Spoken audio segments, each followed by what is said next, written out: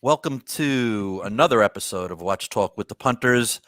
My name's Blue Shirt. I'm joined by my co-host, Thomas Burnett. Hi there, everyone. And as something. Hey, everyone. Our guest panelist, the Rancher. And our very special guest, Dr. Bill Sanders from the WatchArtSci channel. Welcome, Bill. Thanks. Yay. Yeah, this is, we've all been looking forward to this. Let me just first, before I get into my my opening spiel, let me just welcome our friends that are joining in. Junior Johnson, always good to see you, my friend. Thank you for joining us. Wilson, Mason 1, McLovin, Joe 90, B-Dev, Brent, our good friend ID Guy, Vintage Rolex Watch Consulting Services, Peter C, Abdul, another good friend of ours. Good to see you. Checking in from Germany. Forben Colossus, Chaz from the Berg is listening in while he's driving. Watch yourself.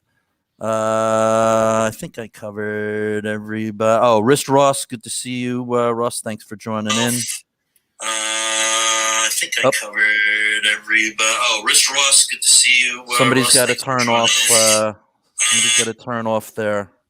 There we go. Somebody's got to turn off their sound there. Okay.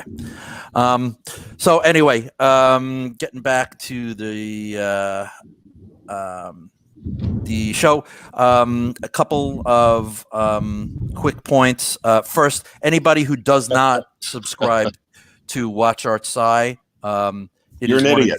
You're a moron. That is like one of the best watch channels on there. If you haven't done so, do it now. Right. I thoroughly. I will taunt you.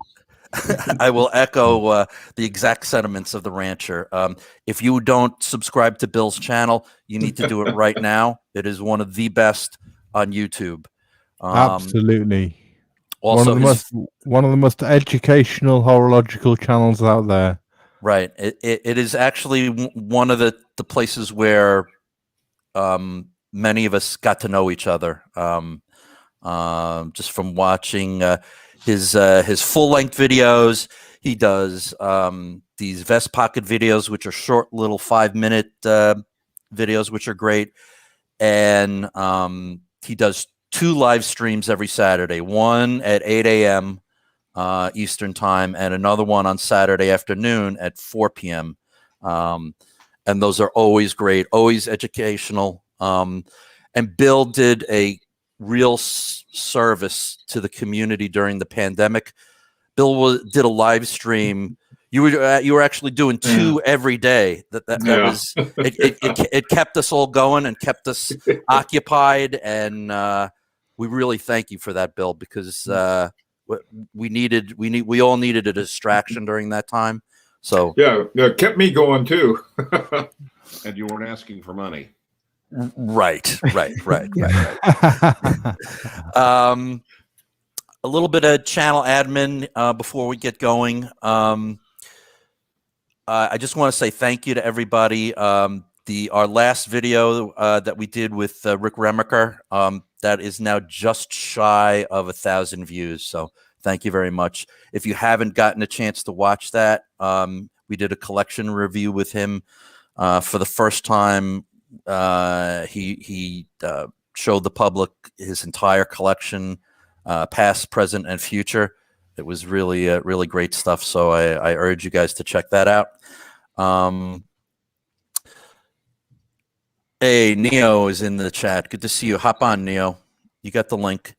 And the other bit of channel admin is that due to my work schedule changing, we're going to have to move the show to Saturdays. The time hasn't been determined yet.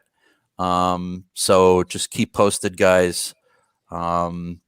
We might eventually come back to Sundays, but at least for now, I have to work. I have to work on Sundays, so we'll be switching the show again to most Saturdays.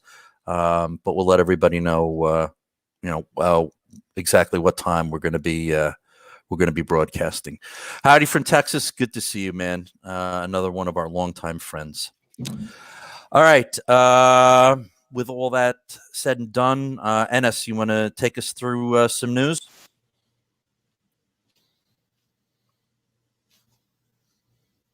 You there, NS?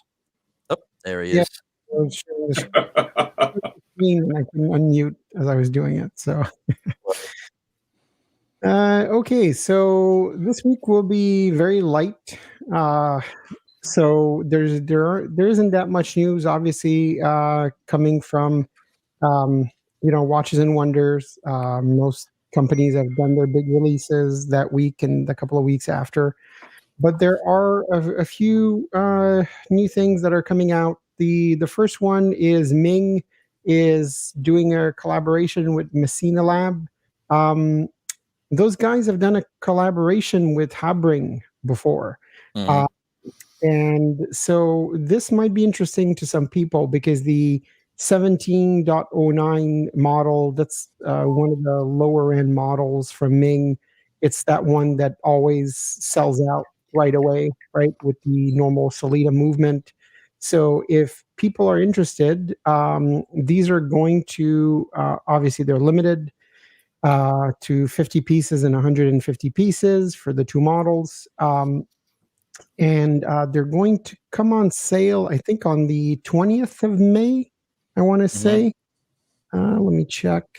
At 2:30 a.m. Eastern. So, go to their website and they'll probably sell off in like a few minutes or a few seconds. But yeah, a nice little collaboration. They're not jacking up the price like crazy. The black model is 2,500, well, 2,600, and the honey model is 2,800, basically. So if you're interested in a Ming and you've had trouble getting one, this might be the one for you. So interesting. And the big difference is really the dial texture and the little Messina Lab logo, but otherwise it's a pretty standard Ming watch. So Yep. Yeah, they seem to have the numerals on the glass, on the sapphire this time, don't they? Mm-hmm. Yep. It's quite interesting, but I really love that honeycomb dial. Yep, It's big. really nice. Yeah. Mm-hmm. Yeah, it's a cool watch, right? Of course, it's one of those it watches, right? Lots of hype. It's going to sell out quick, but it's a chance for people to get one. So it's interesting. Well, I think if you're looking at a Ming watch, you should get one now before they start getting really expensive, like their vases. Yes, but I think they actually put up the price from the last release, about $1,000 on this one. Yeah, I think you're right, Thomas. Yeah, I think they were. But they're still pretty cheap, right? They haven't done like what they did with their higher end model, where it's like what, 8,000 or 9,000 now. So it's not too bad. Right. My guess is that this is probably the price going forward. Their entry model, yeah. Yeah. So, yeah. I've never heard of Messina Labs. I don't know what they do, but yeah, they did a collab here. I can probably bring it up. Okay. They did it with Habring, right? Yep. This was the Habring Messina Lab. This was last year in August. So we might have actually covered that, but that's a long time ago. Interesting. Yeah, they also released a chronograph a couple of years back, if I remember right. That was pretty popular. Yeah, now they have they do their own stuff, right? This would have been the chronograph. Yep. Yeah, they have their own branded models now. Look, they make cool stuff. And I think it's fun, right? It's probably good exposure for them because of all the hype that Ming has been getting. So yeah, it's cool. And again, it's not a $7,000 Hodinky release, right? Yeah, True. which is always good to see. Yes. Yep. Now on to another collaboration. I know that the Bulgari aluminum watch has been getting a little bit of attention this year, and now they have a release with it's a collaboration with Steve Aoki, and it's glow in the dark. So like a couple of brands, right? We've seen a what's that watch we saw recently? We featured a Bell and Ross full loom last week, didn't we? Yeah, Yep. the other week on Rick's stream. Yeah.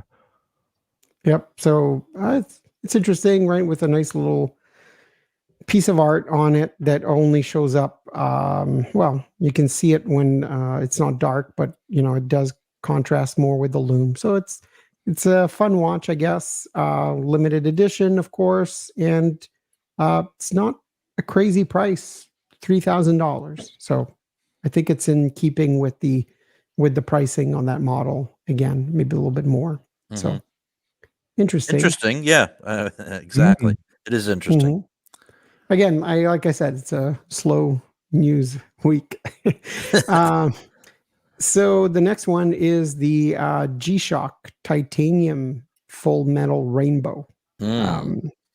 So the links are all different titanium color finish. The screen itself has a lot of coloring.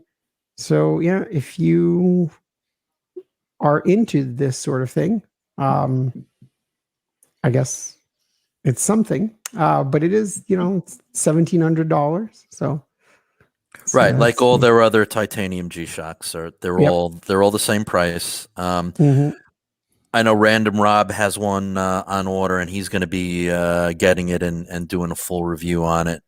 Because as we all know, he's a big G-Shock guy. So it's interesting. It's different. It's not going to be for everybody, but I have to say, it's a way of getting the whole rainbow multicolor trend, right? That we see in a lot of watches, but without, correct, jewels or something like that. So it's a fun watch. Yeah, I guess once you've done a gold titanium one and a silver titanium one, there's no much else to go apart from try out a few colored links in. So right, and they did there's the green camo titanium one, a blue camo titanium one. So they're just trying to mix it up. So yeah, interesting. Now the next one is the Hermes their Arceau watch, but they're introducing. I think we covered the Arceau watch for a club watch a couple of weeks ago. I think the Dubai club watch or whatever it was. But now they're introducing miniature painting in the model. So they have different styles, sort of like what Jaeger-LeCoultre makes, right, with miniature painting and things like that. So it's kind of interesting. It's like sci-fi pop art type of painting. So it's a cool, expensive, of course. It's estimated, so not confirmed, but estimated at 62,000 Swiss francs. So about, 62,000 US dollars probably, which is still much, much cheaper than, those Jaeger-LeCoultre reversos with miniature paintings. But, correct. It's still fun, I guess. But it's a lot of money for an Hermes, right? So it is, but at the same time, it's gonna, there's gonna be one of no two are going to be exactly the same, even if you pick the same image, just because it's being hand painted. So yep, and they're only making 24, right? Of course, 12 of each model. So that's actually cool. And so the last piece of news that I wanted to talk about today, I left it for the end. The original release of this, I guess I don't want to say controversial, but people had very, very personal responses, good or bad, about this watch. But Zenith introduces the Chronomaster Sport in rose gold. So I saw this. Kind of taking a page from Rolex, right, where they release their sport models in precious metals. I think it looks really good. I agree. It's I think so too. Yeah. Yeah, it's definitely an alternative to in the same way that their original Chronomaster Sport was an alternative to a Daytona. I think this is an alternative to a precious metal Daytona. So I think it looks cool. I do too. And you know, when we first looked at this, I may not be in the majority, and I've never been a big Daytona fan. I think this watch looks better than the Daytona. Yep, it's really nice, and it's priced at $21,300. Okay. So I think for comparable watches, it's not too bad. And I think the great advantage of this watch is they're going to let you buy it without buying $50,000 in jewelry that you don't want. So you might actually be able to walk into a Zenith dealer and choose between either the Panda or the Reverse Panda regular Chronomaster Sport, or choose this new model and actually walk out the door with it. Yep, and even get a discount. Probably. So that's it's a cool watch. I think nice movement still. I also think.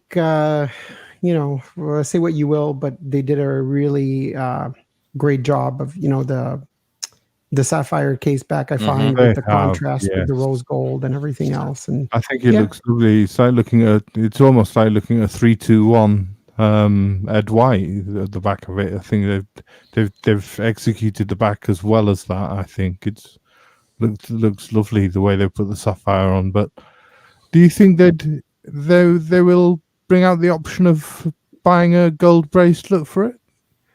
I don't know. That's to me, that's probably a big investment and a lot of like a really expensive watch as well that you end up producing, right? Sure. I wonder if that would actually sell, right? Yeah, it's worth it. It's I think they've done much better bringing it out on a strap. I think it's a much better prospect for the potential punter out there. Yeah. And plus, given that you don't have locking pushers, right? It's not like I'm not that people who buy gold subs or gold Daytonas actually go swim in the water. I don't even know if the average full gold sub owner knows how to swim. But I don't think it's the market. So, yeah, I mean, you're not taking a chronograph in the water, and if you are, that's just screw down pushers or not. That's just silly to me. But whatever. I like this watch. I love this new movement. An El Primero that finally has hacking seconds. I know Dr. Bill isn't a big fan of that, but I think it's a great improvement. Good looking watch that can stand on its own, and like we said, one that you can actually walk into a Zenith dealer and walk out the door with, and maybe even get a little bit of a discount. So. Yeah, Owl 69. Owl 29 says the Zenith Tudor are both on the gold bandwagon now, and maybe Breitling IWC and others next to come up with it.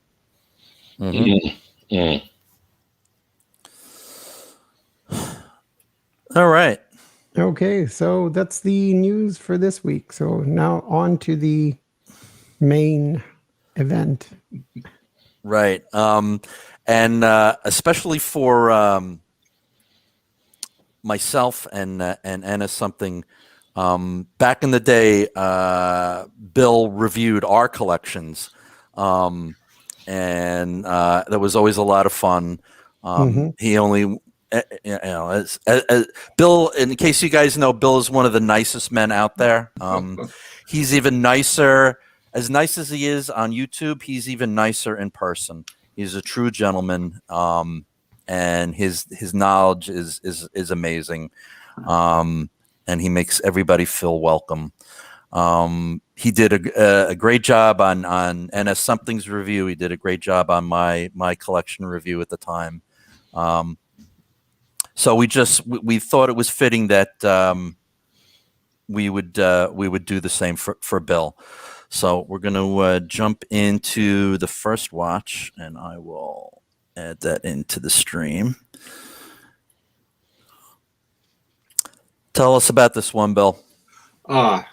This one's really interesting, and I'm not sure if I should tell you all about it, because this one was I got this right after the this model came out, and the Bovet 1930. So it was sent to me, and they sent it back because they didn't have the, what are they called, the CI, the customs that they have for endangered species. What's that called? CEST or something like that. Anyway, so it didn't have the papers for it, so they sent it back. And so the guy says, "Okay, I'll get it to you." So about, I don't know, a few weeks later, I get this. What is it called? I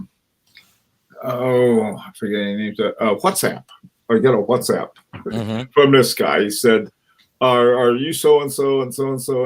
And I said, "Yeah." I said, and because he wanted to talk about the 1930s, so I said, "Yeah." And so he said, "Okay, we're going to get it to you." I said, "Okay, fine." So we go back and forth on this thing, and I had no idea when it was coming or anything about it.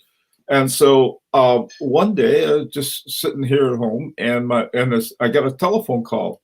He says, "Can you come and pick it up now in New York City?" And I said, "Sure." And so I hopped on my car, drove down to New Haven, got on Metro North, and got out at Grand Central. And the guy said, he started giving me these instructions. It was like delivering a ransom money. He said, "Okay, go down to here and then go there and turn there." And so I did all of this stuff. And all of a sudden, this guy pops up out of nowhere, and he starts asking me these questions. And so I told him the answers to it. And he says, "Okay, and here's your watch." And that was it. And so I got the box, and everything came separately. It was a very strange kind of thing. But ever since that happened, if I ever order a watch from overseas, I tell them, "Look, just send me the bands separately. And if they stop them, I'll still get my watch, but you can have the bands." So that's the story there. Now there's another one. I said, "Do you guys know Richard Travian or Trevon?" Yeah. Yep. Okay. Yeah, for sure. He is why I got this watch. There were two of them. One is called the Demier, and that has regular kind of lugs and so forth, just with a spring bar, and you pop it on. And then there's this one with the what's it called, the bow and crown at the top, and then a bar lug at the bottom. Right. And so I thought that's sort of weird looking. And Richard said, no. He said, "If you're going to get this kind of watch, do it right." And so I listened to him, and I am so glad I did. This is one of the most comfortable watches I have. It looks very strange, and it's sort of to evoke sort of the period in the 1930s when pocket watches were going over to wrist watches, and then basically what they were doing was, slapping on lugs onto pocket watches. The thing about this watch, though, this is when Pascal Raffi took over Bovet. If I don't know if I sent you guys a picture of the back or not. On some I did and some I didn't. But on the back, if you flip this over, the movement fits perfectly. I mean, this is a watch where the movement and the watch were made for each other. A lot of times you don't get that. You get these little bitty movements inside of a great big old watch. Right. But this watch has really been a sweetheart.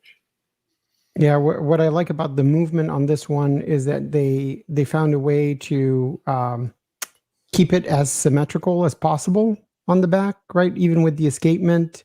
So you see a little bit of the gear train on the other side, opposite of the escapements. It's really, really well executed, and I agree that those are the lugs to get, right? And I think that's what's missing from their higher end recital line that have more traditional lugs, right? I think this one looks really, really nice. Yeah, it's so gorgeous, and It's lovely. Yeah. Really nice. right. Neo's got a little question. How do you like the lug design on that one, Bill? Oh, I love it. I mean, it's, one of the things that's sort of unusual about it is that it has on the, over by between 3 and 4 o'clock, they have the power reserve indicator, and they have a little, I guess, I don't know, like a little cup. And then they have a matching one on the other side that has nothing in it. So it's sort of like, what are they going to put there? And the answer may be nothing. Right. It's just sort of to balance the design. The other thing I like about this, it has these light bows. When you pick it up and you turn it in different ways, these light bows that look like light bows show up in blue on it. The one that Richard has, he got I think it's a gold one. God, is it just even more gorgeous? But this is a watch that, like I said, it's fun to wear, and it's very comfortable. The prices of these also really went down a lot, and so at least for a while they did. But like everything else, I think they're going back up again. But they're really a great watch. 7-day charge on it too, so that's sort of nice. Yeah, I was going to say the deals on those kind of slowly evaporated. They're not so cheap anymore. They got that really interesting crown at 12 o'clock as well, which is really nice, I think. That classic pocket watch look. Yeah, exactly. Now, I have a quick question. Now, did part of the delivery instructions say, okay, the guy with the watch will be looking for a man with a beret? Now, you can never take the beret off ever again. Yeah, I think so. Okay. Hey, listen, I mean, there's some things that happen in watch collection that make life interesting, and that was one of them. My God, I had to walk about 25 blocks. I'm trying to think. Grand Central Terminal is on 42nd Street, Right. and so out I went out of the terminal and over to Park Avenue and started heading down, I think, to 25th, and then from 25th I went over toward 8th. 8th Avenue. And God bless you, Bill. That's quite a hike. Yeah. I love walking in New York, though. There's no better place for me anyway than to walk in New York City. Yeah. All right. So let's move on to the next picture. I don't remember which one this is. The other. Yeah. Love this watch. Wow. This one is, I don't know. I've got, this one was a new old, what do they call it? NOS, new old stock. Right. Well, old is the operative word. I think there were a bunch of these in a crate that were like 70 years old. And they opened them up, and I started reading articles about it. And they were fascinating. I mean, it was like, this is their Bovet monoretropont. How can you have a monoretropont? It's sort of like the Zen question that the rancher always asked me, and that's the sound of one hand clapping. And this is sort of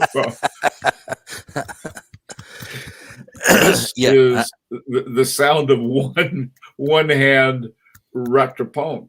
And it's sort of cool. What you do is that you start it off, and I think it's with the top pusher, and when let's say you're watching two people in a race, and when the first person finishes, you push the bottom pusher, and it stops, and it just stays there.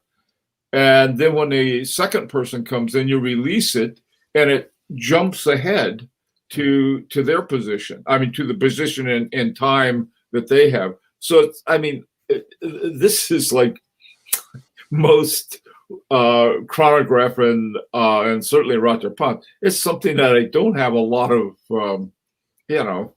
use for, but it's sort of fun to have. Nice, very nice. Yeah, I really like this this really old classic chronograph look, right? Those watches that were super busy and that had all the telemeter scale, kind of like Moblin is doing with their reissues of the with those movements. I forget what the name is, but yeah, I really love Minerva. the look. Yeah, with the Minerva movements. That's it. Thank you. Yeah, I really like the look of those old, very busy chronographs. This one has the Valjoux 84 in it. That's the movement. But one of the other things I found out about this, one of the last of the original Bovet families has the patent on the monoretropont.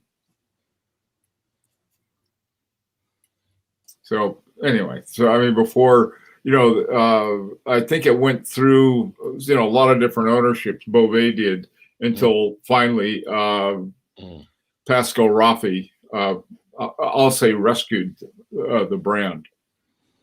It's got that classic look of a 1940s or 50s sort of chronograph, hasn't it? I think it was late 30s or early 40s on this particular one. Yeah. What size is it, Bill? Do you know? What size the case is? It's probably about my guess would be around a 36, maybe a 38. Okay. Yeah, I knew the rancher would really love this one because he's a big vintage chronograph guy. Your thoughts besides the you drooling over it, rancher?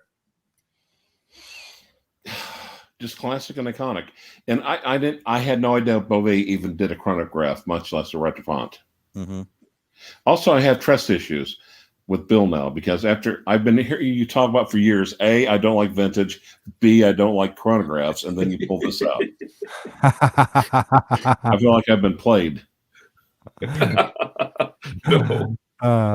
It's gorgeous. I would love I'd love to walk around with this. Yeah, it's really beautiful. Yeah, it really is beautiful, Bill. Gorgeous. Yep. All right, so we will move on to the next one. Another lovely Bovet. Wow, look at that. Wow, This- what a dial that has. Yeah, this one I got from my wife. This one cost me a lot. It was, it had been way over what I could afford, and I kept looking, and finally I found a discounted some of these. In fact, I think there's still some around, but they were originally a whole lot. And this one has the guilloche on the mother of pearl, and it has the serpentine hands and then the diamond indexes. It's either rose or yellow gold. I'm not sure which. And then it has on top of the crown and it has a bow and crown at the top. There's sapphires, and then on either end of the bar lug and then the top of the top lug, there are also sapphires. This was for a big wedding anniversary my wife and I had, and I couldn't quite afford it, and so I had to throw in my overseas. And so that was the end of my overseas, but I got the watch, and my wife, she likes it. In fact, Bruce, you may have seen it at the Watch Time show. I think she did. She wore this. Yep. Yeah. It's gorgeous. Yep. Beautiful. Absolutely stunning watch. Mm. Is that a mother of pearl dial then, Bill? I'm sorry? Is that a mother of pearl dial? Yes, I think he said it was mother of pearl. Right. Yeah. Oh, right. I'm sorry. Yeah. It's mother of pearl with the guilloche. I hadn't seen that before, and that's Yeah. why I liked it. Yeah, it's amazing. Yeah, that's a really nice Okay. dial finish. Bill, let me give you a professional opinion. Not keeping her happy is much, much, much more expensive. You're right. There's something they have some watches. This one is called an Amadeo, and Amadeo. Sorry. Right. What you do with it is that I think how it works. There are a couple buttons you push, and the lugs come off, and then it has a little stand in the back, and you can have it for like a desk clock. Mm. Yeah, I was going to ask you if you're one of those Bovets that does that, because I've seen them that do that. You can take the watch off the lugs and have them as a desk clock with the stand. It's just amazing. Having had a couple of Bovets, have you ever been tempted to go out and get a pocket watch? No, I haven't. Okay. The only pocket watch I got was this one, which I turned in because it had some kind of not lacquer, but enamel dial that I liked, and then it was key wound. And so what I did is that until I broke it, it really worked well. So I break the watches I work on myself. I'm good at breaking watches.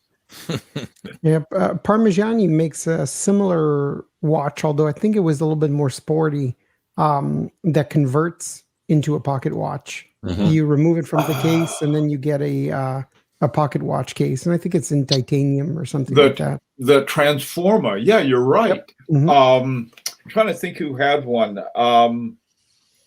Howard had one. Okay. And he got rid of it and wishes he hadn't. So yeah, they did have the Transformer. This is really, really a lovely watch, and that guilloche pattern on the mother of pearl is just fascinating, incredible. Isn't it? Yeah, it really is. It really is something else. All right, so we will move on to the next watch. Your Christian Vanderkla. Beautiful watch. Oh, this is amazing. Stunning guilloche. This is a 1974, Bill. Yeah, what's it called? The Sarah's 1974. That's it. I always get mixed up whether it's 74 or 72. Vesseron Constantin has the 72. This one has the 74, which was the year that Christian Vanderkla started his company. Right. And he hasn't been working there for a while. This watch is very much of an enigma to me still. I traded it for a watch that really was a good watch, but I resented it because it was one of the first watches that I was hornswoggled on the movement. And but it was like, it was like this big hunk of gold that had a really beautiful dial on it, except I was mad at the movement. It had this little bitty movement in it. So a friend of mine and I, we traded for this one. Now this one I'd always liked. I really like there's something about the time stopping halfway through that is very appealing. I mean, it can be a bear to set, but it's sort of a neat something about that appealed to me. It's very different. And go ahead.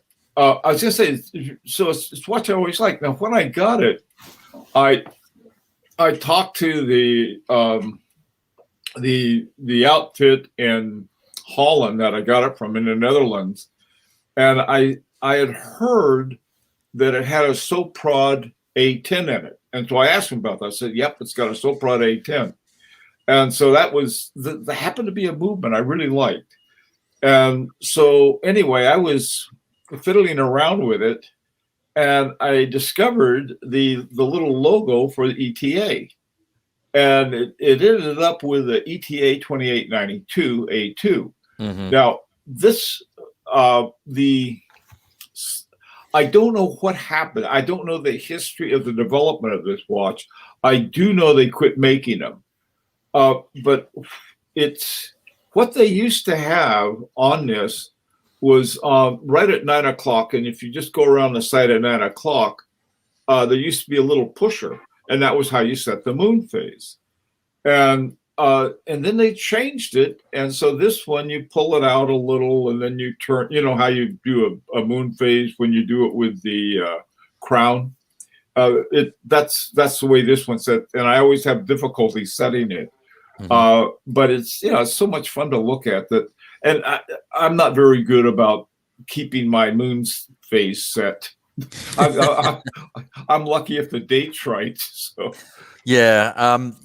Anybody who's watched Bill's channel for a long time, Bill was talking for a while about wanting to get a moon phase into his collection, right. And when he finally was able to add this one, I mean, we all agreed it's a stunning watch, really beautiful. But I also think you have to be careful looking at movements in Holland, because you don't want to go a bridge too far. But God. Yeah. See, it was equally a war joke and a watch joke. I mean, I thought for just off the cuff, it wasn't bad. Thank you very much. This is an automatic one, isn't it, Bill? With the 25 joules movement and a power reserve. So it's yeah, no, this watch really is a very nice watch. It keeps very good time. And I sent it back a couple times because I was having so much trouble with setting the moon phase, and apparently they said they did a bunch of work on it. I don't know, but it's always been extremely accurate, and I've always liked the looks of it. So it's and again, what I like is when the moon phase is at full moon. Mm-hmm. The problem is every time I wear it, it moves. Yeah, it's a really cool watch from a cool company, right? They do those planetarium watches. I think it's a really cool addition to a collection. Okay. Now, Bill, when you look at a watch, what's important to you? I mean, there's a list of attributes I think every collector follows, whether they know it or not. Do you think you can enumerate or explain what's important to you and what's not important to you? Yeah. You know what's become the most important to me as a watchmaker? And Christian Vonderkla was the watchmaker on this watch. Unfortunately, he did the complication for the moon, but he didn't do the main movement. And But, on other watches I've had with really good watchmakers, like the Jean-Marc Wiedereck did the bi-retrograde on my Harry Winston that we'll get to in a little while. But then Gerard Perregaux did the movement. And the fun thing about that was that I talked to a guy at Gerard Perregaux about it when I was checking it out. Really a cool guy. He was also a subscriber. And so we got to talking about it, and so he really got into it, and he found the Harry Winston with this particular movement. Also, Christian Vonderkla, he is exactly my age. At least we're born the same year, which he's sort of a young guy, almost a kid, as a matter of fact. But he had recently one of the watches he did for Van Cleef and Arpels. Was this, with all the planets and everything, sort of a planetarium on a watch, and they won for the women's complicated watch, I think. But there are places like that he shows up if something is interesting, And I would imagine with Van Cleef and Arpels, they didn't shortchange them. And the same is true with Jean-Marc Wiederreck. You know, when you have these major talents, and then what they want to do is they usually want to do some kind of complication. But then they have that wonderful eigengraph movement that's in, a recent H. Moser, and then it's in a Singer and some other ones. This incredible chronograph. I mean, just to sort of revolutionize the way chronographs are made. So, Clyde, in answer to your question, I really pay a lot of attention to the maker, to the watchmaker. And sort of, because usually with something like that, not only is there a quality to it, there's something that's really interesting, you know, as opposed to something that gets, you know, punched out by a machine in the millions. Gotcha. Awesome. All right. So we will move on to the next watch. And the Daniel Roth. Love this watch. Now, how big is that? Is that like 32 millimeters, I think? No, it's bigger than that. And it plays Van Gogh? Sorry, I thought it was David Lee Roth. Yeah. I think I was just going to play Jump. It's actually Daniel Roth. That one goes out to hands, knees, and toes. There you go. I was just wearing this one yesterday. It's I say it's my only true chronograph. I don't count my Monoretropone as a true chronograph, but it probably is. And I don't like chronographs for one reason and one reason only. They really crowd the dial. Right. And so you look at it and you got, you know, this one has 6 hands. You know, that's just too shy of an octopus. Is that you have these, and so you have all of this racket going on. But this one I sort of like. And I like the date down at 4:30, and it's very comfortable, wonderfully comfortable watch, and it has an El Primero 400 in the movement, and it just really, I don't know. You know, for a chronograph, if one must have a chronograph, that's sort of my view of it. But that's it for chronographs. I like really clean watches with not a lot of stuff on them. Yeah, you're saying that this was the El Primero movement in its purest form, weren't you, Bill? I mean, it was made from 2000 to 2009, this watch, wasn't it? And it's a lovely little watch, I think. A really nice chronograph. Yeah, I like it too, and it has an exhibition window in the back, and you can see the movement stuff. That's just something that a lot of Zeniths don't have. My Zenith, I have a Zenith Elite, and it's got a solid back to it. Right. Lovely looking watch. Really nice. Yeah.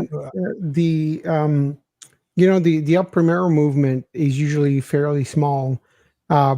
And the shape of this watch, if you look at the case back, because it's a little bit more narrow, the movement fits very well. But it fits, it wears larger on the wrist. Well, first of all, because it's taller, right, than a normal watch that would be that diameter. But the lugs are also pretty long, so they tend to wear pretty well, these little watches. And who's this by again? Daniel Roth. Okay, yeah. That's what I thought. Yeah, you're surprising us with the chronographs here, Bill. We didn't think you were a chronograph man. I'm not. Yeah, here's the story behind this. There was this a watch called the Metropolitan that I really liked by Daniel Roth. It was first and maybe the only one that is around that had it was sort of like a world timer, but it also had a function for daylight savings time. So like if you're on daylight saving time and the country you're going to isn't, it accounts for that. And so this is really a cool watch. So there was a guy in Poland that I ordered it from, and sent the money in and everything. And so the guy, he was saying, he said, for some reason it was during the, really the height of the pandemic. Right. And he said, we can't send it to you. And I said, well, okay, you should have told me that before I sent in my money. And he said, well, I thought we could. And in fact, he tried. It was really interesting because, they sent one of those, a tracker. So I was following the tracker, and off it went right in it at the Warsaw airport. He stopped it. So I did this through Chrono 24. And this is one thing I'll say about Chrono 24. Mm-hmm. Even though they have a lot of charges that I wish they didn't have, they do, if they sent me all my money back and everything was fine. And so I was sort of had, things like that hurt your feelings. And so I got to get another watch. So I got this one because it was also by Daniel Roth. Weird story, but that's, that's how one may think my planning is not as exact as it should be, and it'd be right. You ended up with a lovely Daniel Roth either way. Right. Bill. Exactly. Yeah. Yes. Exactly. All right. So we'll move on to the next one. Wow. Alfred Dunhill. The yellow gold piece here you've got. This is the facet rectangle limited edition 140 of 280. The faceted glass. This is one with that 736 movement, of course. Exactly. This was I started collecting 736s when I read about Jean-Pierre Jacquet and the big scandal back in the early 2000s when he got in all kinds of trouble and had to go to prison. So I found this movement, and it was a shape movement. And the thing that got my attention was that Jean-Pierre Jacquet didn't make movements. He was what was called, I guess, an assembler. And there's a really cool French name for it that I can only mispronounce, so I won't even try. So I saw this watch on, of all places, Etsy. I don't know if any of you gone to Etsy or not. Well, it was a man's watch. And so it was when I got it, it came in a can. It had this strange can instead of a case. Wow. It had this special can with an oval window on it, and there was a watch was in this unusual can. Well, apparently they had put in some kind of, I don't know, like a suede lining to it or something like that. Well, I guess it disintegrated because I opened it up and all of this stuff flew out. And so, and it had a Dunhill bracelet on it, a brown one. And like I said, this is for a man's watch. Well, my wife saw it and said, I like that. I bet it'd look good on me. That's the last I saw of it. And so I got her a green gator strap for it. And it looks so much better on her than it does on me. It looks beautiful, Bill. Yeah, it's gorgeous. Really Bill. Gorgeous. That Yep, the green really looks nice. And the faceting on the case and the fact that it's a shape movement, it's just everything works on this watch. I know, the faceting on the case in the front makes it look a lot like Vacheron Constantin made a lot of watches this shape with a huge, very thick crystal back in maybe the 50s or 60s. Are really reminiscent of those watches. It really looks really nice. I got to tell you guys something else. Etsy, they don't know how much these things are worth. I'll put it that way. So it's worth looking at some of those on there. There's some good buys to be had then. Very good. Yeah, and just to interrupt for 1 second, for anyone who's not familiar, Bill is the master of finding a good deal on a watch. He is the Sherlock Holmes of the watch world. He can find a bargain that's buried so deep on the internet, and something like this is just proof of it. He comes up with some watches that he presents that I've never even heard of, that are just amazing. So kudos to you, Dr. Bill. Oh, thank you. I think a better word for it is cheapskate, but I'll take Sherlock Holmes. Why not? I think of it as the hunting dog of high horology. It's like duck hunt, except the dog is wearing a beret. And it jumps into the bushes, and all these great watches come flying out. All right, so not to shoot you. Right. So we'll move on from the Dunhill.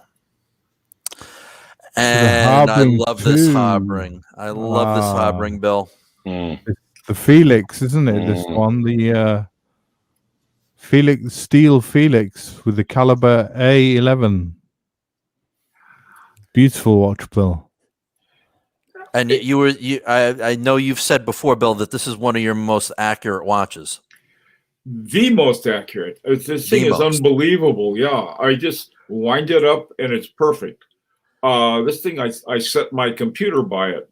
It's really a very, very accurate watch, and it's a fun watch to have. It was really funny. I got it from a guy in Philadelphia, Martin Pulley, who that's the only place I think he and a guy in Solana Beach, California, sell them. But those are the only two that have them. Right. And Martin's really a cool guy. He's got some other neat watches too. And he does. So I was talking to him about it, and he referred to it as his Johnny Cash model, and it had a black band. So he thought it was the man in black with a black band and a black dial. Well, I thought it would look cooler if it had black and tan, and so I got it with a tan dial. And this watch is just, the thing again, going back to the watchmaker, Richard Habring is sort of a very unusual guy in terms of being a watchmaker, that he does these, they amount to handmade watches that he and his wife, I guess, and their cat Felix, they are the whole operation in this little, town in Austria. Right. And it's rare to have a watchmaker of that skill level. He developed the Doppel for IWC. He used to work at IWC, and he developed the Doppel for him that nobody else could in the same way. So that's another watch I think that would be fun to have, would be one of his Doppels. Yeah, I agree. Yeah, I agree. And I think for also one thing to note about Habring, for the size of operation that they are and the quality that they put out, I know we often say things like, well, it's not that expensive or it's reasonably priced. I know it's a little bit crazy in the watch industry, right? But it is relatively well priced for what you get. It's not crazy overpriced. I think they could be charging a lot more than they are, and nobody would question it. So correct. And I do find that I really like the one with the Foudroyant, but I do think that the Felix is really it's really the essence of the brand, right? Very nice aesthetic, simplicity, reasonably priced. I think those are really, really nice. If you're going to go for Habring, I think this is one of the models to get. One thing I was going to say, you can't find very many of these, if any, on the used market. Right. Yep. And you say, Bill, that this is your most precise watch, and this one's running at 28,000 vibrations per hour, and we know that you're a movement aficionado. Yeah, I know it's 4 hertz. I know that. Yeah. Do you find that when you select a watch do you really look out for the vibrations per hour, like 28,000, 21,000, 18,000? Yeah. I know you've got variety in your collection, but Well, is there anything in particular that you're looking out for? Are you looking for a particular beat to your watch? Well, I like the lower frequencies because they don't bang up your watch as much. And if you look at all of the top watchmakers, that's what they use. You look at the, I don't think, that I think my Zenith, the El Primero, they got a 5 hertz, I think, in that one. But that's the only one like that I have. Most of them are 3 hertz or less. This is one of the 4 hertz ones that I have. And I don't have too many of them.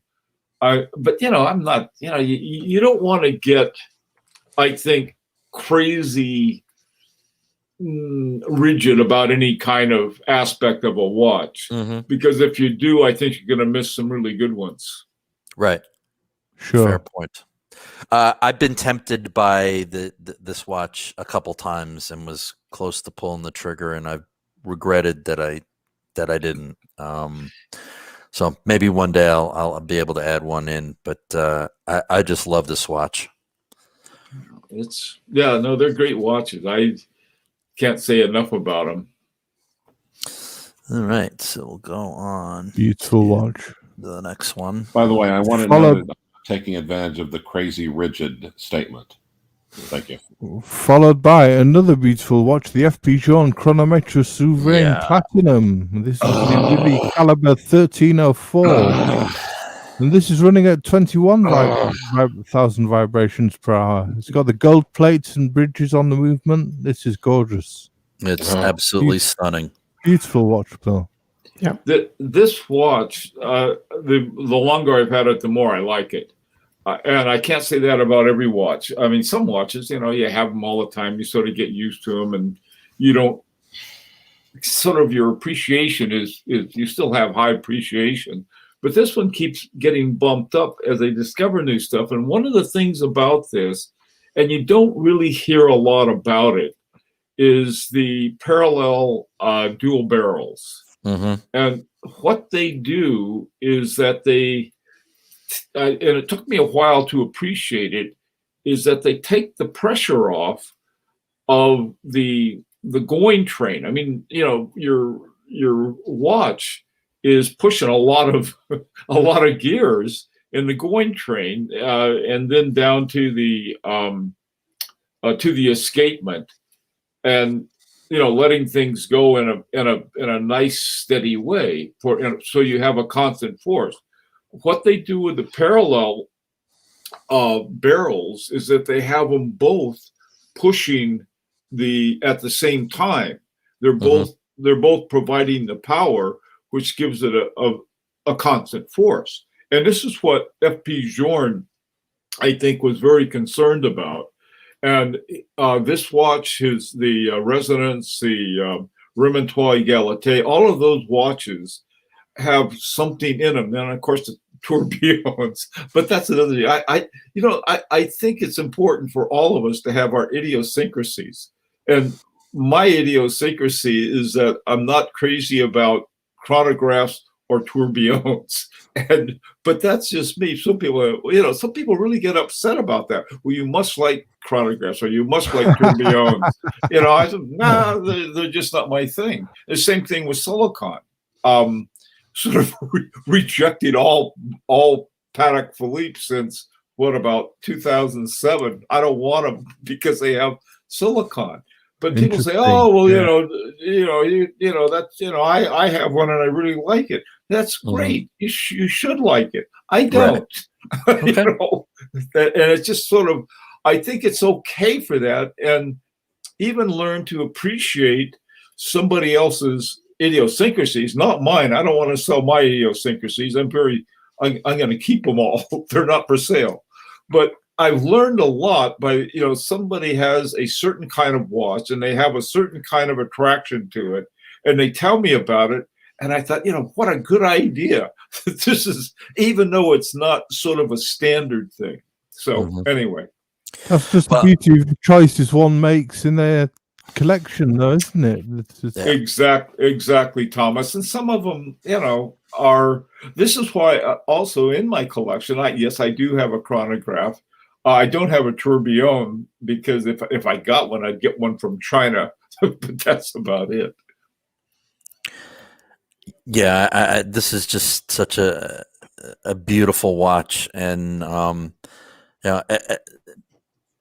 and at many times along your collecting journey, you got in to FP Journe, Bill, at the perfect time, because these watches have skyrocketed in value lately. Yeah, you really did, and I think you saw the value, right, for what it was, when I think a lot of people were discounting FP Journe, Exactly. and a lot of times just out of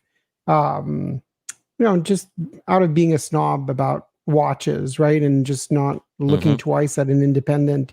And these are the chronomètre souverain. Actually, it's funny that you were mentioning that it does have something to control, right, the constant force and everything else. And FP Journe actually said that this particular watch, even though it's so simple and it doesn't have his more complex complications to keep better time, he did say that this watch absolutely follows the spirit of this line, right? Of not complications for complication's sake, right? And you don't have in this line, you don't have a perpetual calendar or something very complex. It's all about complications in service of timekeeping, right? Even the power reserve is important here because not the entire barrel is being used, right? So that you don't run into that region of the barrel that where the torque goes down too much, right? So there's a lot of stuff in these watches, even this one that's so simple. And I'll always I'm not afraid of admitting when I've made mistakes, but you're talking about getting into FP Journe at the right time. I like to tell the story where I saw a chronomètre bleu years ago on the watch box for like $1,000 over MSRP, and I told myself, paying over MSRP for a watch, that's just stupid, right? And the stupid thing was not buying it then, but yeah. So really great watch, and yeah. Let me say something about this too, and this is sort of a more general statement. This watch, I got this one and I got another one pretty close together at the same time. About a year later, I had to send them both in for servicing and overhaul. And, people said, oh, wow, that's really expensive. And it is. I mean, it was a couple $1,000 for a service overhaul. Right. But is that if you get some really good watches, it's worth every penny of it. And so I think rather than discounting it or even, like, well, I don't want to have to pay that later on, you don't look at it that way. I think you just look at it as, this is a good watch. Is it a watch I like? Is it a watch worth having? And if the answer is yes, then, you have to be willing to take care of it. And and this is something that I know a lot of people say, oh, well, I've had more people as soon as they find out I have these watches, the first thing they'll say is that, well, it really has, I've heard, they say this, I've heard it has very high service costs. And the answer is yes, it does. So what? I mean, it's that kind of watch. And I think that's important to understand. Anyway, now that there's a word from our sponsor, you guys can go on. Well, it's just like having a nice car or vintage car or a modern day expensive car, isn't it? You pay for the service cost. Yeah, that's what I was going to say. If you don't want to pay to change the oil, take the bus. Yes, yeah, and exactly. Yeah, and also I think, when you compare an FP Journe to another brand, right? And I don't want to name them, right, like Paddock or whatever. Well, I just named one. But you're not. This is not an entry level generic movement with generic parts in it, right? Like an entry level Calatrava that has, let's be honest, it's a movement that they took from another brand, and it's very generic, and now it's implemented. It's nothing special. Right. These are quite a few levels above it, right? The same way that if you had a Paddock minute repeater, or if you had a Paddock perpetual calendar, you're not expecting service to be, $500, right? Mm-hmm. So I think here you have a rose gold movement, the whole hidden gear train architecture, all that stuff. It's not I know it's entry level for FP Journe, right? But in the same way that you buy a Bugatti and the entry level there is it's $1 million car, right? Yeah, sure. There's entry level, and then there's entry level. So you don't expect the cheapest Bugatti to cost the same price to do an oil change as a Ford Focus. So I think there's a lot of insecurity in watch owners, right? And sometimes you have to, it's going to be expensive for certain watches to service, and that's fine. Yeah, but you'd want to be careful, because I think if you put on that hat and put on that watch and gone to a Peugeot, it'd be a hate crime technically. I'm not sure about that one. You'll have to explain that one to me later. Jesus Christ. All right. Moving on from this beautiful FP Journe. Talking about getting into Journe early, we and there's a shot of that movement. Back of it, Wow. Wow. The gold plates and bridges on the movement. That right there is the price of admission right there. Yeah, and going back to service, right? You don't want the person that's servicing this watch to be the guy that got the 35-minute Omega course, right? On servicing the movement. This is high horology, very high horology. So whatever is above high horology. Yeah.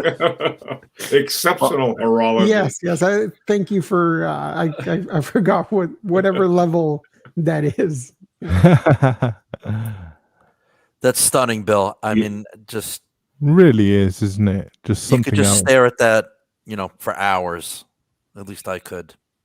Well, you don't want this watch serviced by the nun who touched up the Christ portrait from a couple of years back. Yes, definitely. It's the service call. You gotta be aware when you're buying something like this that the service costs are not going to be inexpensive, and that's just part of the of the buying experience with a watch like this. But something else you can do with a service is that you can sort of what I call is that you set it at time zero. So that, when you're talking about the age of the watch, so to speak, I have no idea. Well, I know the year. It was like 2007, I think, when this one was made, which was 2 years after they started putting in gold plates and bridges in the movement. And so you have you can say, okay, so it was in 2017, I had it, back to new again. And when they fix it for you, they really do a good job. I mean, this was not only was it that I have it serviced, I had it overhauled. And so with all, if any part needed replacing, it has a replaced part by FP Journe. And so that's any watch you can do that with. So you got a time zero on it if you buy pre-owned watches. Yeah. It's really, really a beautiful, beautiful movement and a beautiful watch. Mm-hmm. All right. So you say that you got into this one in 2007.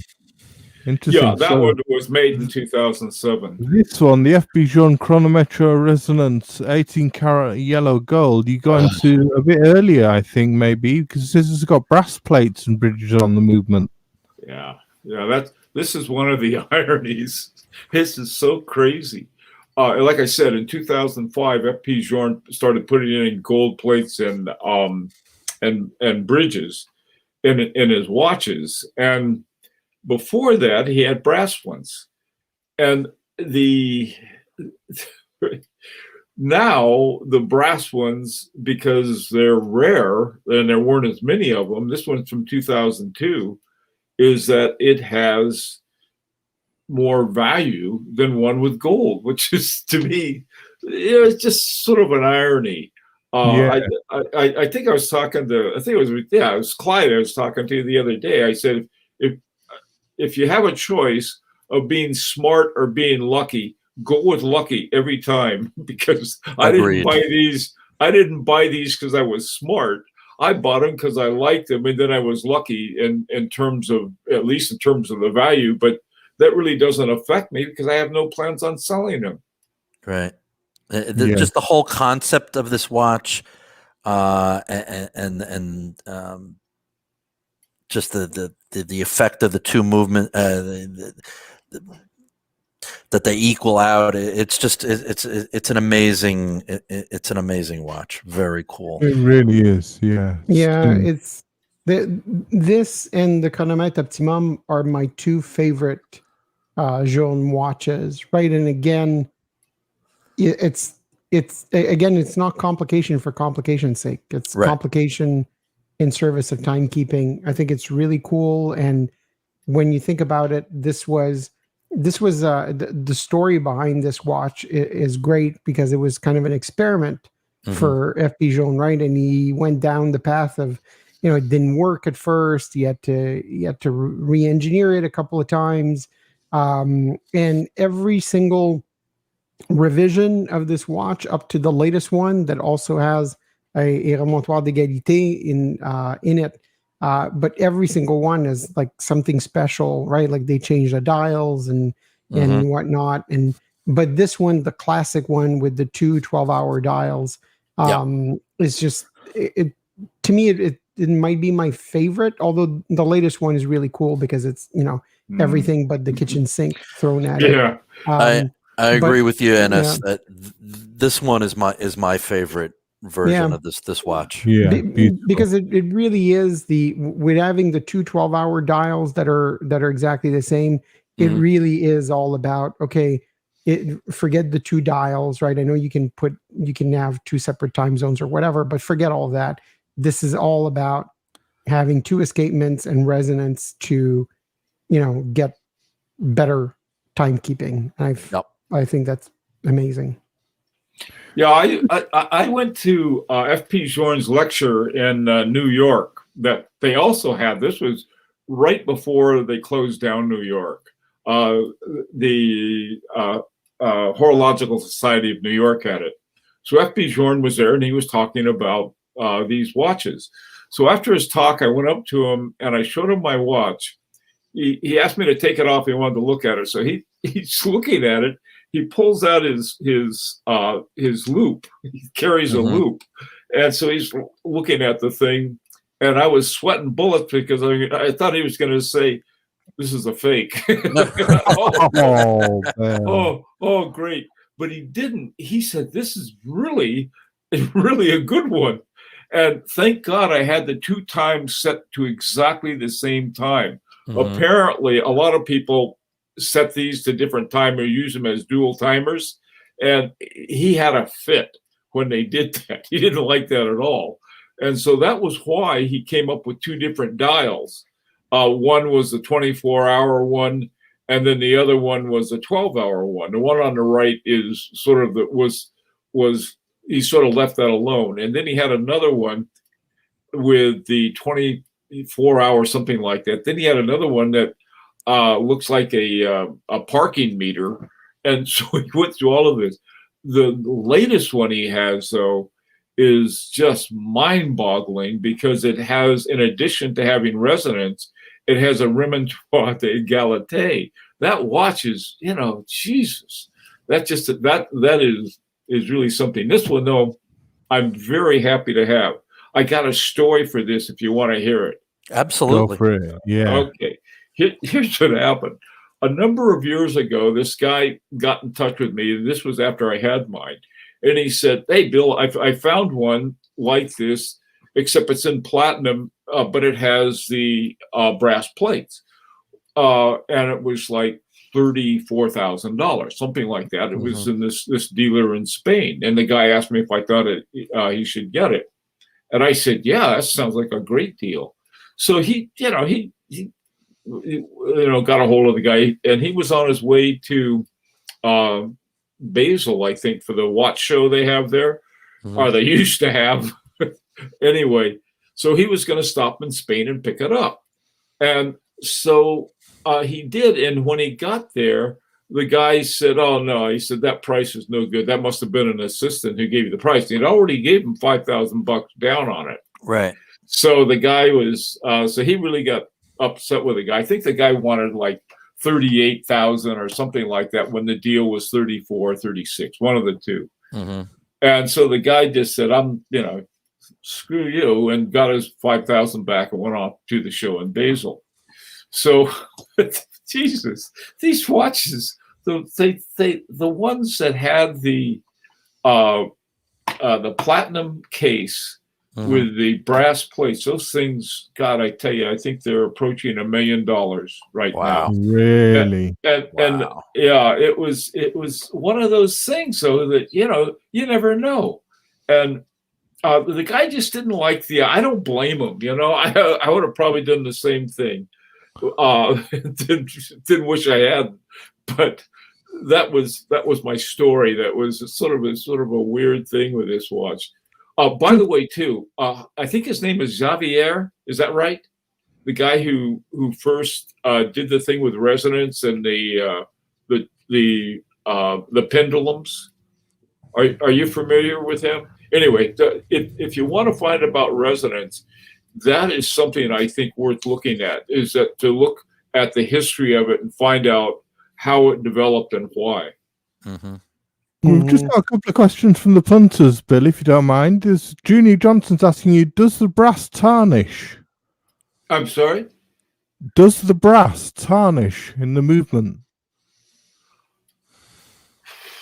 I don't know. I've never... it's sealed under the sapphire back on it, but it, maybe they polished it up when I sent it in for service. I sent this one in, also the Chronomet Surveillance in for service about the same time, but I haven't noticed any tarnish on it. And that's a perfectly good question. Afterwards, I got to go look and see if it's tarnished or not. Another question from Peter C. Would you sell this watch, Bill? Or is it a keeper for definite? Yes, I would. And I've set a price for it at $1,250,000. What would that be to buy? I don't know. I'd go out and get a fancy car. Not to replace it with any other watch, then. Yeah. All right. So we'll. That was a great story, Bill. Thank you for sharing that, and we'll move on to the movement of that watch. Oh, look at that! Wow. That's Amazing. what you buy for, isn't it? That is what you buy for. Just to look at that. Check for tarnish. Yeah, that is just make it full screen for everybody to enjoy that view of that stunning watch. Amazing. By the way, too, on the first ones, all of the FP Journe watches have a code. Like the blue is a CB. The one I have, the gold and the platinum, are CS, Chronomet Surveillance. This one is just R. The later ones were R and something else, but the first ones were just R. So this is R. Wow. Yeah, you can see up near the about looking at the back, about 11 o'clock, it says O2-R. That's the R. It's a real piece of sculpture, that, isn't it, though? It's just really amazing. Is. Something else. All right, so we'll move on. And another brand that you got in before a lot of other people did, Moser. Beautiful watch. The Henry double hairspring. Yeah. This is the white gold one with the leaf hands. Beautiful. And again, another low beat rate. It is running at 18,000 vibrations per hour. Yes. Yeah. This is what I like so much about H. Moser. Two things about them. These had the 18,000 VPH, and this particular one was the double hairsprings made so much sense to me because they're sort of opposite torque. When I used to fly, I don't know if any of you ever flown, with a single prop, you have to give it some left or right rudder. I forgot. When you're taking off, you have to step on it because the torque is pulling it one way. So you have to give it a little rudder to offset it. Mm-hmm. When you have a twin prop, they're both going in opposite directions to offset the torque. So you don't have to worry about that. And at least in my mind, that was how this one works. You're right. This one was a ridiculously good deal. It was a guy in Switzerland, and he sold it to me new. And wow. It was a great price. Later on, I went back to him, and I'll tell you that later. What happened with that? Okay. It's gorgeous, though, Bill. Really, it's nice. What's your opinion on this, Ennis? Something? I love these. One of my greatest regrets is not getting one of these. There's a point where they couldn't give these things away, right? It was crazy. I even hesitated between getting this one and another watch, and I did get another watch, and I kind of regret it a little bit. Because for a while it looked like these were never going to ever go up in value, right? So you always thought, well, I'll get the Endeavor instead. I'll get this other one instead, and I'll get back to this one. Mm-hmm. But when Moser as a company took off, these are very rare, and I think their Swiss Alps watch, right, the one that looks like an Apple Watch, mm-hmm. that one taking off as much as it did helped this one take off in value, I think, because of the shape. And most of all of their tourbillon, except for the vertical tourbillon, but all of their tourbillon have the double hairspring, and it's such a cool complication, right? Again, a great complication in service of timekeeping. It's a super cool watch, and those were amazing deals. Anybody that got them for cheap is lucky, because you can still get them, but they're very expensive now on the secondary market. They're great watches.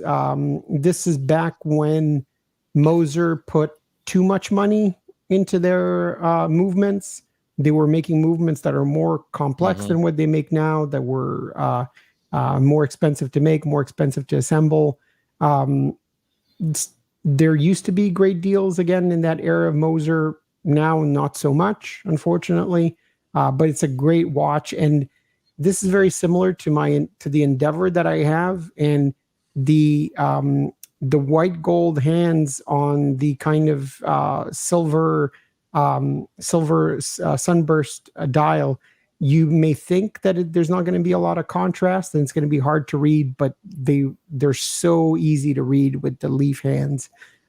These are gorgeous watches. And again, a really cool complication that's so subtle, right? But mm-hmm. having that double hairspring means that the pinion on your escapement stays centered, and you eliminate the beat errors that you would have in normal watches. So it's really cool design, and they're nice looking watches. So really nice. Yeah, something else. A lovely white gold case as well, there, isn't there, Bill? Mm-hmm. Yeah, something else about this. After I got it, I liked it so much that, and I liked the double hairspring so much that they had when they stopped making them, I wrote to H. Moser and got in touch with the guy who knew what he was talking about. And I said, how come you guys aren't using them anymore? He said, well, we're going to put 20 in Swiss Alps watch. Okay. I don't know if they ever did or not. And I said, well, why did you stop this? And he said, because they were so expensive to make. He said, the double hairspring, he says, you have no idea of the complications in this watch. Mm-hmm. And so I thought, okay, that sounds like he didn't, there was no typical kind of I don't know, something, well, we didn't find it to be as good as we thought, or this or that, or some other kind of, yak that they might have. The guy said it just cost us too much. Yeah, So that was why they quit making them. He said we'd have to charge, even more for these watches. And apparently they weren't, as you pointed out, they weren't selling that well at the time. And so they thought, the heck with it. Yeah, there are some, if you look at Chrono 24, you can find some of the rare Swiss Alps watches that have a double hairspring. You can see it because you can see right away the escapement, because the sort of little it's not a gooseneck, but the little gizmo that holds the hairspring. Well, I'm not using the right word, sorry, but you can see it's very clear. There's two of them, and in one interview, a very early interview with Edouard Milan, a little bit after they took over Moser, he was asked about that, and in the interview, he actually said that it cost them about as much to not making the movement, but assembling it, right, a double hairspring, as a tourbillon would cost. Right. Wow. So it does show you the complexity of it, but it, as complex as it is and as expensive as it is to make, it's such a simple complication, right? So simple, just having two hairsprings that wind and unwind in opposite directions, so that you don't have one hairspring or the other pulling on one side of the pinion or the other, right? So it's such a cool way of implementing that kind of, it's not constant force. It's not anything else. It's just trying to get the escapement to wind and unwind in a more efficient and precise manner. That's pretty cool when you think about it. Yeah, for sure. All right. Lovely watch. Yeah, we'll move on. Talking To about another Moser. Yeah, talking about the Endeavour Center Seconds and something. Here we go. This started off, oddly enough, when the new Overseas came out, of the Vacheron Constantin Overseas. I heard they were going to make a brown one with a brown dial, and I wanted that more than anything. I don't know why, but I did. And so I was going to wait until I could get one with a brown dial, and then my attention was, somewhere else. I'm sort of like Homer Simpson. There's something shiny over here, and I'll go get it. And this watch has a story behind it too. Years ago, I belonged to the Rolls Royce Club. Another kind of weird thing. I just went out and bought a Rolls Royce and joined the club that they had. And they had these, and they have these different kinds of meetings every month all over New England. And that was because I was new to New England at the time. And my wife and I thought, well, this would be a good way to learn about New England. So I really got involved with that. And finally, we got rid of the Rolls Royce. Rolls Royce is like an airplane or a yacht. Happiest day is when you get one and when you sell one. So what we did, we traded it in on a brand new Subaru for my wife. So anyway, but that's neither here nor there. Well, what there was, H. Moser had a deal with Rolls Royce. It's an English club called the Rolls Royce Enthusiast, and so they made a number of them with sort of like a watermark in the background. I don't know if you've seen them or not, but they're in blue. And they're really cool looking. So I thought, well, I'm going to get remind me of all the good times we had with our Rolls Royce. And so I thought, well, I'll get it. Well, the guy that sold me the double hairspring, this guy in Switzerland, I made a deal with him, and I said, look, I'm going to have to save up some money for this, but I really want it. And he said, okay, because he only would take direct a wired. He wouldn't take, a credit card or anything. So I said, okay. So I saved for about 6 or 7 months, and I went to get it. Well, the guy apparently he said he was in jail because it was some big brouhaha with his family over the company and stuff. And this is the guy that gave me this great deal on a double hairspring. So to make a long story short, the guy said, I can't sell it to you anymore for that price. In fact, I don't even have it anymore. But even though he still advertises it, it's one of those crazy stories. Right. And so I went out looking for one, and I couldn't find one, but I found this one. And here was my one with a brown dial that I wanted. And so I thought, oh boy, and I wanted a center second. And this was it. And they had it. It was really funny because after I got this watch, I got a very good price on it too. I got a note from Federico, and he said, those guys are almost bankrupt. And I didn't know that. He said, be careful. It's funny. Federico told me not to go to 47th Street too. I mean, he looks after his collectors. I got both of my FP Journes on 47th Street in New York for great buys. But, Federico's right. You got to know what you're doing there. They'll eat you alive otherwise. But that's sort of the fun thing about this. It started off as a Rolls Royce story and ended up with a brown dial. Yeah, almost just like an olive dial, doesn't it? It's with the light. Yeah. Yeah, these are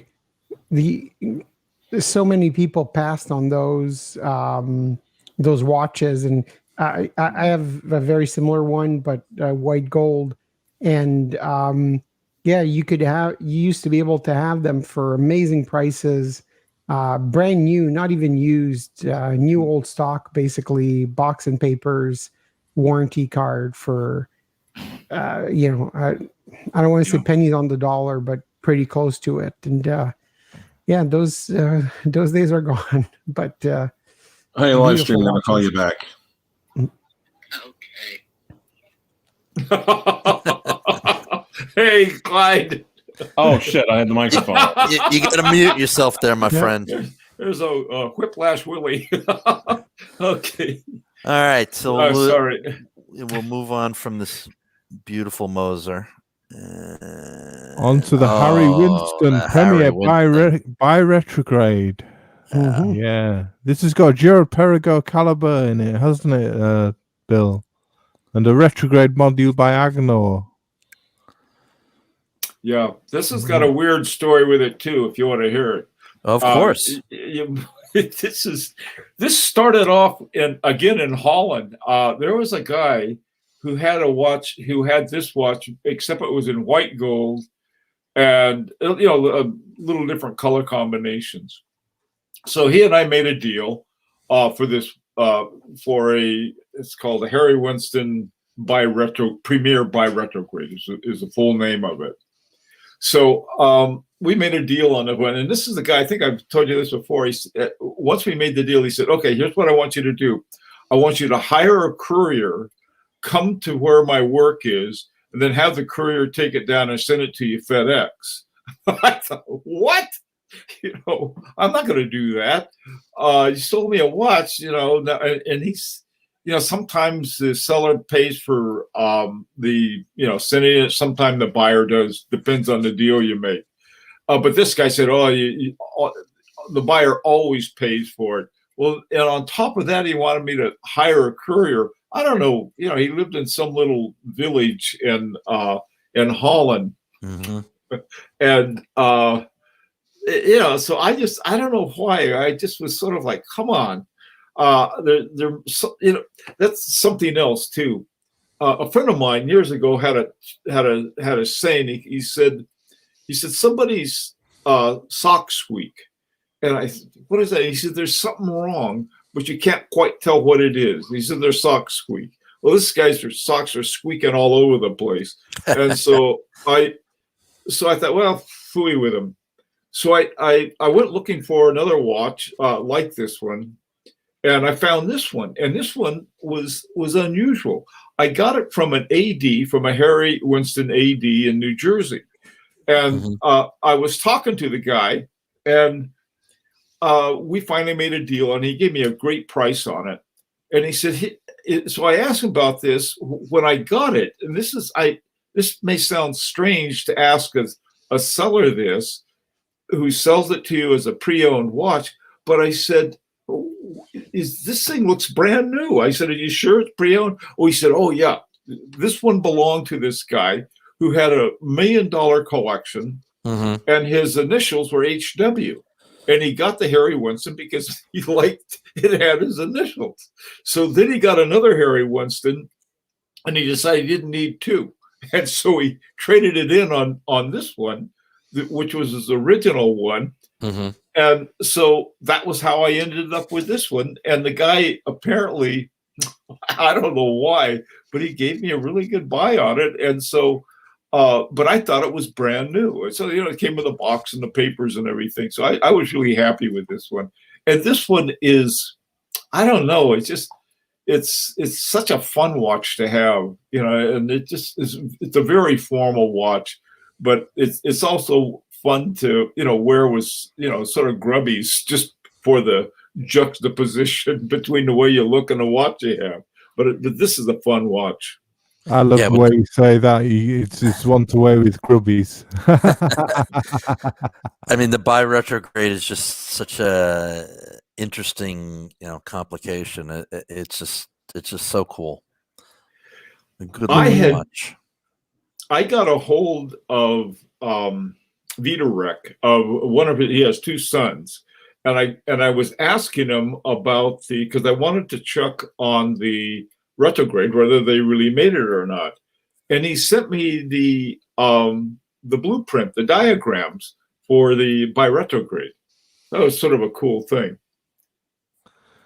Do you have a preference then, Bill, towards automatic or hand-wound watches? Yes, very much of a preference to hand-wound. This one is automatic, and I have a few other automatics too, but I really like the hand-wound. Yeah, so that's what you'd rather go for. Yeah, just a beautiful looking watch. Really nice. Yeah, it's nice with original lug design, and I think, Bill, when you have a collection like yours that's very varied, and you have really a ton of nice watches, it's nice to have some watches in it that are kind of off the beaten path, right? So you don't end up with 20 watches that look exactly the same.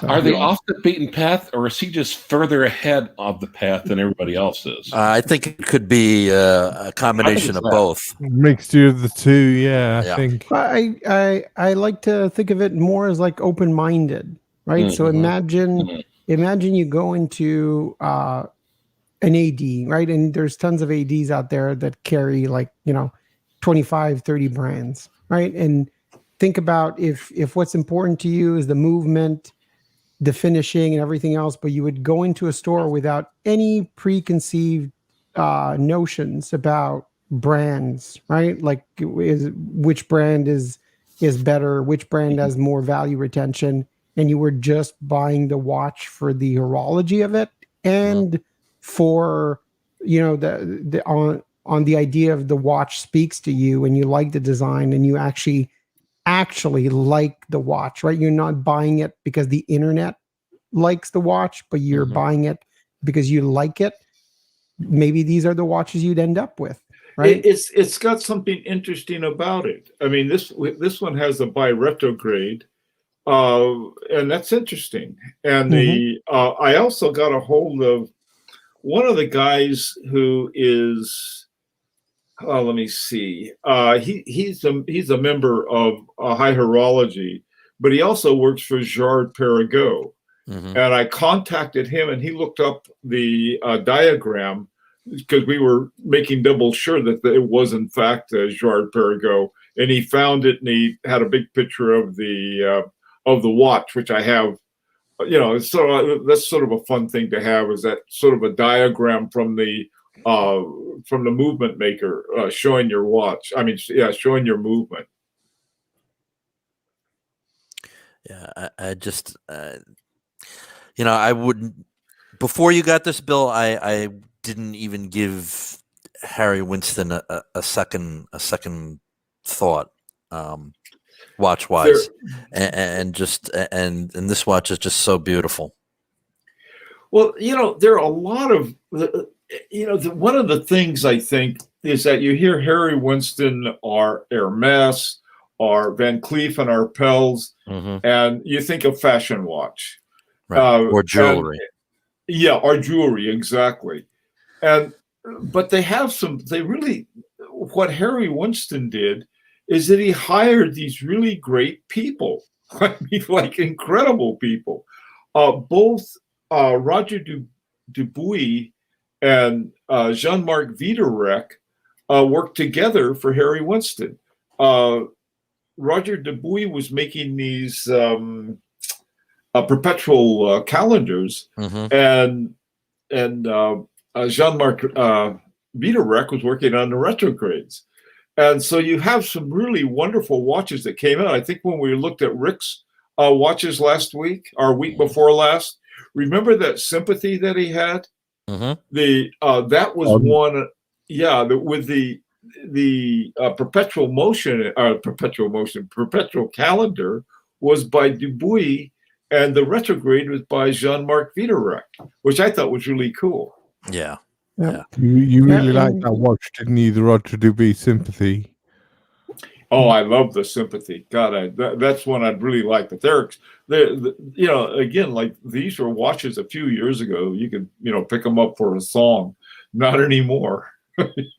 And you know, it's actually Max Buser, right, through the Harry Winston Opus program that brought all of these watchmakers together. And the Opus One, right, sort of going full circle on your review, Bill, the Opus One was actually the resonance. Right. So it's actually an FP Journe resonance in a Harry Winston case. And Max Buser, when he did that interview about his collaboration with Moser, right, he said that he's always been all about collaboration and giving watchmakers credit for those collaborations. And he said the Opus One was the whole point of the Opus One was to give FP Journe a hand, right, in getting his business started and getting his reputation up there, right? So that was the whole point of doing the Opus One.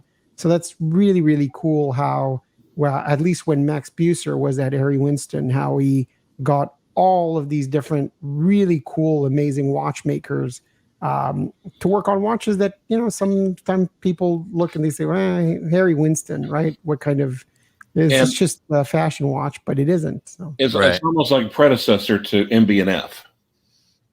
Yes. Yep. Yeah, that's really that. A lot of people don't know that was his whole philosophy even before he started MB&F, right? And that's what MB&F stands for. It's Max Buser and Friends. And if you go in that, you know, a lot of people have discounted MB&F over the years because his watches don't look like really classical, but one thing that's amazing about MB&F is you go on the website and he will name every single person that works on a series, and every single person, the person that designed it, the normal watchmakers that assemble the watch, the people that make the strap, he will name every single person that has collaborated on making a particular watch, so you really know exactly what you're getting. And that's openness that you don't get in this industry. I think that's for sure. Really cool. Well, and Bill was instrumental in me getting my, Premier Exocenter retrograde with a manual wind Jacquet 7061 movement with an Agenhor module for the retrograde date on the left side of the dial. Mm-hmm. Yeah, you can find some great deals. Well, this is the thing is that, you know, what do you do in your spare time as a watch collector? Well, you find out about watches, but you can only, if you're only looking at one brand or a popular brand, people get into arguments over nothing because the changes are so little. They'll be screaming at each other on some little bitty thing. And I think they're missing something larger when they do that. Agreed. Yeah, I mean, it's like, you know, putting the entire value of a watch based on whether the 4 on the watch has a flat top or is, you know, a different font, right? That puts everything into perspective when you look at what people will value, right, versus what you value on these types of watches. But what I like about Bill, instead of simply sitting around and reading resale value and ad copy, it's almost like forensic horology, because he'll go in and investigate, go behind what the brands are saying, go behind, you know, because there's a lot of subterfuge and a lack of transparency anyway, and find out what's really going on with the watches and the movements. Indeed. Mm-hmm. All right, we'll move on from the Harry Winston to another interesting piece in your collection, the Langenheim. The Langenheim Frederick. Yeah, this has got. I love this watch. Back trigonal bridge, diamond cap balance, gold frosted finish, and a hand wound one just for you, Bill. Mm-hmm. And I just want to say that one thing that you don't see really well on this picture is the red accents on those little triangles at the indices. This watch, the dial is really phenomenal. I don't think pictures give it justice. The dial in hands. I don't think I've ever seen a picture do this watch justice. It's really a beautiful watch. It really is gorgeous, isn't it? It looks stunning. Yeah, I love the hands. And it's just, it's a striking watch. Really is. This one was, to me, it has it's what we should do in terms of watch stories. If we're running out of time, let me know. Are we out of time? No. Okay, you're good. Okay. This was a watch. A guy who worked in a bank in, Qatar or in one of these little Mid-East countries. He worked at a bank there, and he said, "Hey, Bill, were you still interested in the Langenheim?" I said, "Yeah." He said, "Well, the bank has a deal, and they have a deal, and they're going to buy a bunch of them, and they're getting them at half price." And he said, Wow. "Would you be interested?" I said, "Yes, I'd be interested." So he said, I don't know if they'd let you do it because you're not working for the bank. And I said, I understand that, but thanks anyway for letting me know. And he gave me the contact person. So I contacted her, and she said, "No, you don't work for the bank, and so you can't." I said, "Okay, that's the way things go." Right. Then she got back to me. She said, "Wait a minute. There's one person who backed out. Would you be interested in a watch?" And I said, "Sure." Now, I didn't even know which one it was, but it was the one that I wanted more than anything, which was the Frederick II. And that's how I got the watch. That's cool. But this has to do with, I think it's really important. I also had a friend over there who helped me because there was he had friends and so forth. But the thing of it is that I think it's really important for collectors to communicate the things that they're interested in. And if somebody finds a deal, they can pass it on. Right. I passed them on to Clyde, and and he's passed them back to me. Now, sometimes we'll want them, sometimes not.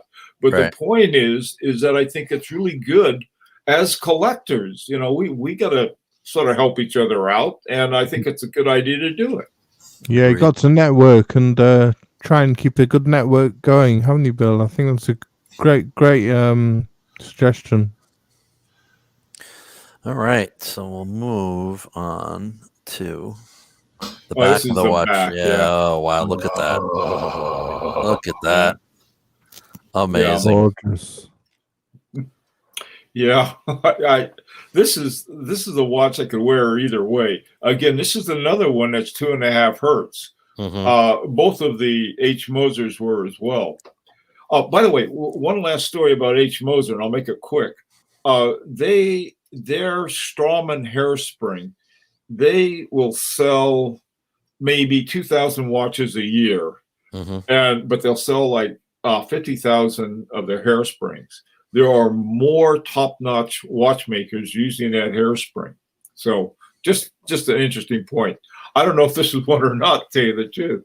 But this is one that I really, it's just a wonderful watch. It's, you can wear it either way. Oddly enough, though, you have, when you see the gooseneck regulator on it, which this one has, it also means that you have a curb regulator of some sort, but then you look at the edge of it and you see all of the balance weights. So I think they put both of them in. And actually, it's probably like a lot of Lange & Zona watches, Bill, where if I don't know, I would have to check, but if it is a free sprung balance, then what they do is they put in the gooseneck regulator to adjust the beat error. So it's actually to adjust the pinion itself, kind of like you see with a lot of German watches that have dual gooseneck regulators, where one is used for the pinion and the beat errors, and one is used for the actual balance. Right? Okay. Yeah, so, I didn't know that. That's interesting. Yeah, so a lot of people say that's a little bit unnecessary, right? Because there's other ways of adjusting the pinion, but I don't think anything is unnecessary on a mechanical watch. But also, it allows you to have a free sprung balance, but also have the watch really look like a traditional German watch, right? Where you always expect to see a gooseneck regulator. So it's the best of both worlds. You have a better balance system, but you still get the gooseneck regulator look, right? With the balance cock that has all the engraving and everything else. All right. Oh, I thought German watches had goose step regulators. Yeah, I knew that one was coming. I knew that one was coming. I knew it. It was just a matter of time. Yeah, we walked into that one. They also have this two things Or like about marched into it. Is that trigonal bridge lets you see almost all of the movement. And the other thing is the big mine diamond that they put on top of the balance stem. Marco Lang said that was sort of a German tradition. And I looked and I found out there were some watches. I did find other watches that had the diamond there. But not very many do, but it's sort of cool, I think. I don't know why. It's sort of like I don't know, sort of hidden bling.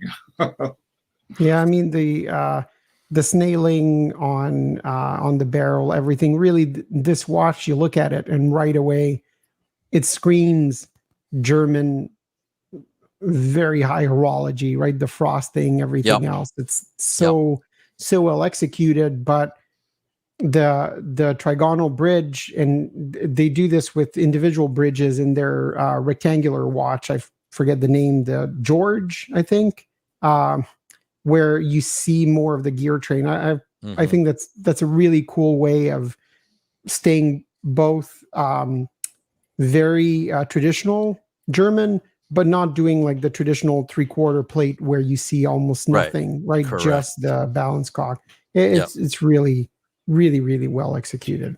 Oh, by the way, I said gooseneck, and I did mean swan neck. Somebody asked about that, and swan neck I think is correct. Yeah, you're right. You're right. Swan neck regulator. But then the joke wouldn't have fit in. So. No, I know. All right, so we'll leave this gorgeous I know. movement. So we go to Maurice the Lacroix. Maurice Lacroix masterpiece rectangulaire petite seconde, and this one satisfied your lust for the Jacquet 736 movement, Bill. 736, exactly. Yeah. That's it. That's why I got it. Yeah, I like the shape movement. I like the story. And your hand wound, and your lust for hand wound watches as well, of course, with a steel case and a low beat rate at 21,000. Yes, of course. Everything fits with this watch for you. It's a perfect watch for you. This one is, the thing I discovered about Maurice Lacroix, I really didn't have a lot of regard for them because they weren't making their own movements. But after I got this, I showed it to a guy. He used to be a judge for the Grand Prix. Mm-hmm. And he said, Maurice Lacroix really makes excellent watches.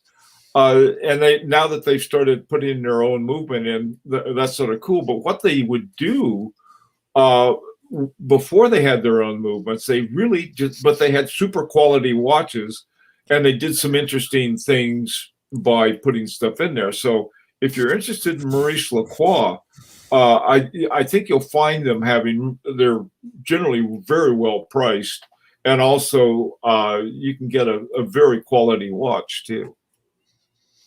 Yeah, just a really, really nice looking watch. It is, isn't it? Blue shirt, really nice. Now, also, All right. they have a relationship with Maurice Lacroix. Me? Yes. No, God. Oh man. The Maurice Lacroix is just they make good watches. I'll put it that way. Okay. All right, and we'll move on to a Parmigiani. The Parmigiani Tonda Hemisphere. Beautiful watch, Bill. This one. Another Really cool interesting, really interesting looking case, this one. Yeah. We've got dual night day indicator and the independent local and away settings. Really interesting. This is a great travel watch. It really is. And I can't say enough good about it. A lot of people don't like the date with showing 3 dates. I do. I don't know why. Like, oh, good. I'll know what's coming tomorrow. Mm-hmm. Like if it's, this sort of genius figuring that out. Plan things ahead. Yeah, right. I like it. It's one of those things because I don't have to squint quite as hard to see the date. And this one is an unusual color combination with the black, white, and red. And I don't know. It's just a nice, excellent travel watch, and I can look at it and find out whether to call Clyde and it's 3 o'clock in the morning if I'm over in Paris or someplace. But I'll make sure it's 3 o'clock. Then I'll call him. So. All right. So moving right along to another Parmigiani Fleurier, the Calpa Grand XL. Yeah, with the barleycorn motif on the rotor. They did lovely dial of this. I love the Calpas myself. Yeah. Really nice watches. I know that Clyde has got one himself, but I think they're lovely watches. Mm. This is one that I wore. I swore the poor guy sold it to me because he got tired of me bugging him about it. Mm-hmm. I kept making him an offer, and it wasn't enough for him. And so after a year, he finally gave in. And I got a great deal on this watch. It's been a wonderful watch to have. And I had to get it serviced. The stem broke. And so I sent it in for service at Parmigiani. Another one of these things, they are expensive. Not as expensive as an FP Journe, but expensive nevertheless. And when it came back, it it was so much better. I mean, it kept better time. They polished it for me. So anyway, if you have a Parmigiani, they're wonderful watches. I think you can still find some good deals on these. If you have to dig a little more than you used to, because these are really outstanding watches, and I love them. Yep. Yeah. Yeah, they're definitely a brand where the crazy deals have disappeared, right? Like I think there was a time when one store in New York was selling them for crazy prices, brand new, the automatic version.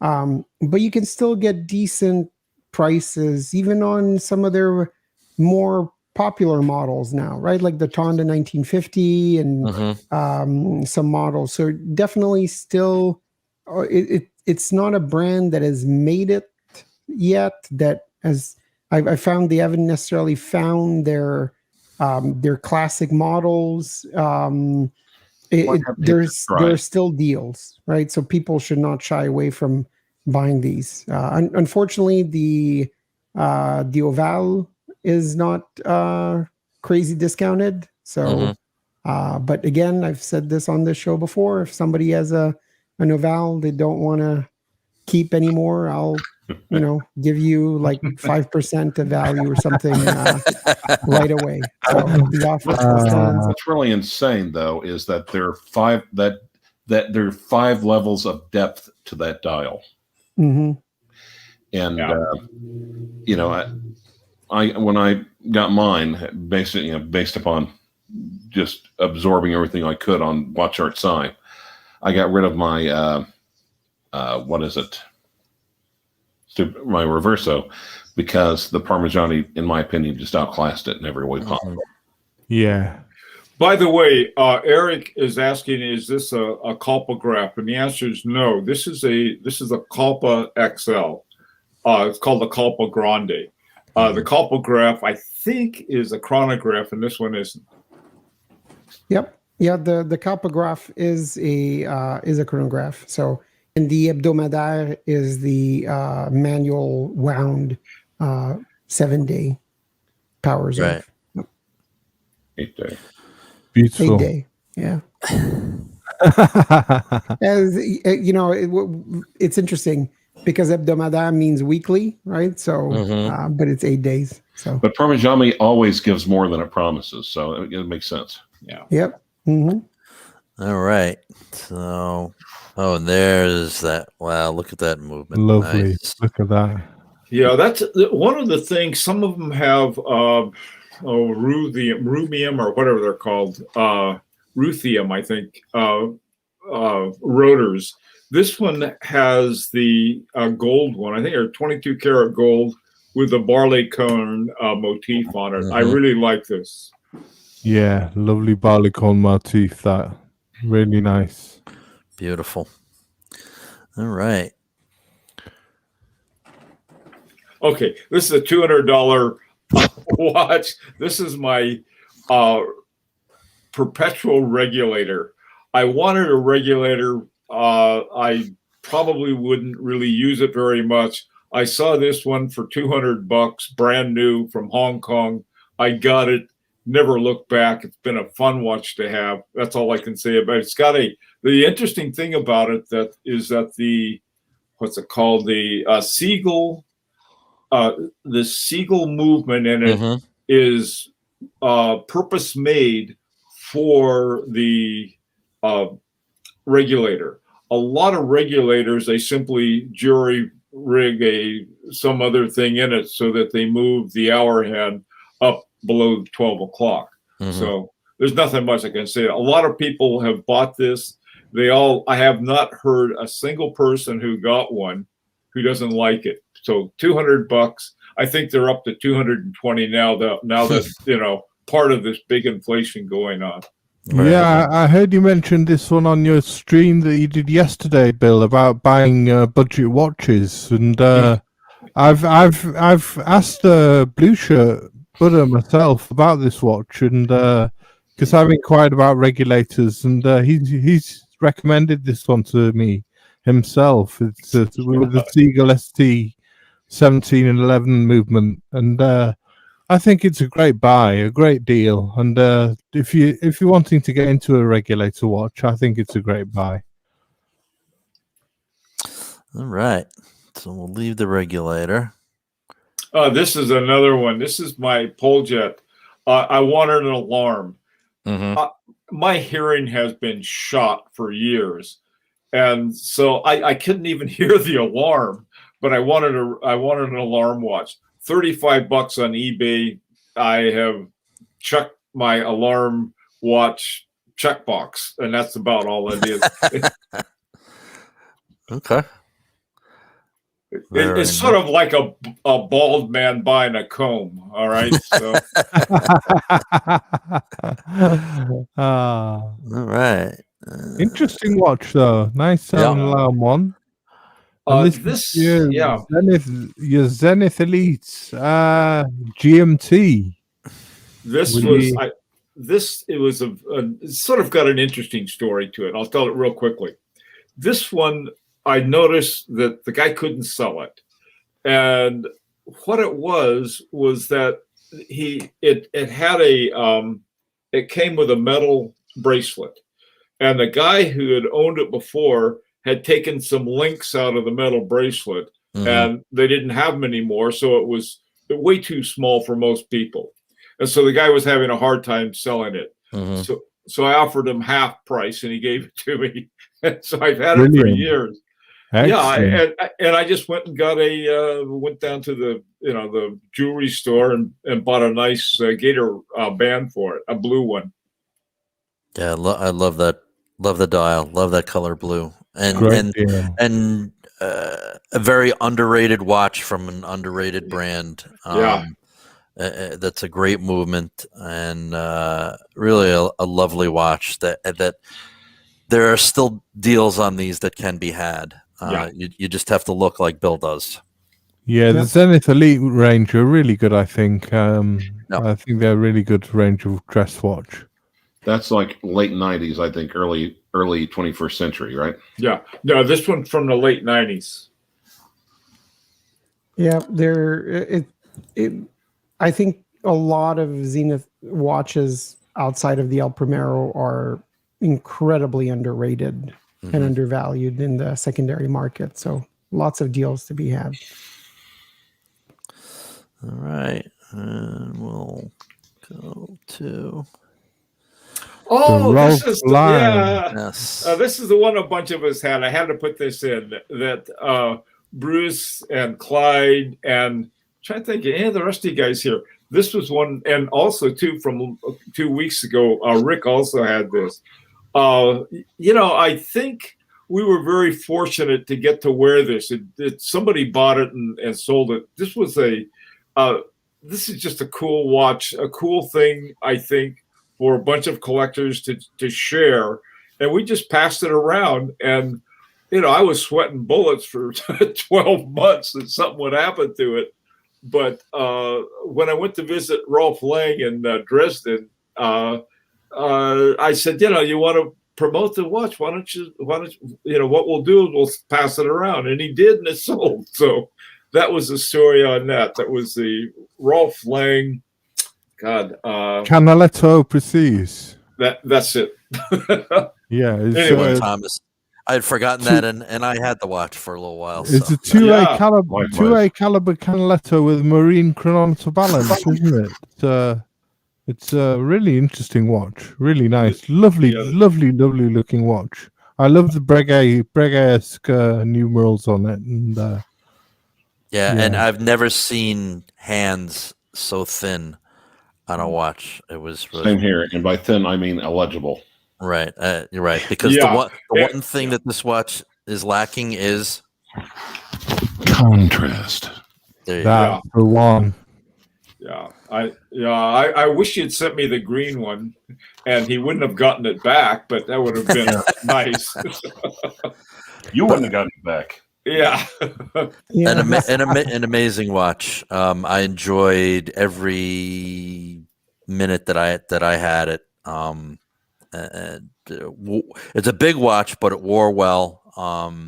And just I spent a lot of time looking at the movement on the back. Yeah. Just beautiful watch. Yeah, this watch could have benefited from what a lot of German watches have, right? Which is like blued or purpled hands. Correct. On a maybe lighter dial. There are a couple out there in the wild with this exact model, but with a wide dial and blued hands. Would have been way Yeah. better. It was just silver on gray, just especially for older eyes. At certain angles, everything just disappeared on the watch. But a fantastic watch. Yeah, I agree. White dial with blue hands would have been spot on. Yeah, gorgeous. Still a beautiful watch, though, Bill. I love it. Yeah. No, it was that was a lot of fun. More than anything else, what I liked about it is the idea that a number of collectors each could wear it for a month as we had it, which did two things. It was sort of fun for us, but I think it's a great way to promote any watch.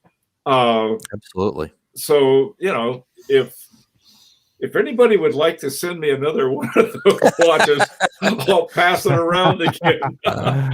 Great idea. I second that motion, Bill. Absolutely, wholeheartedly.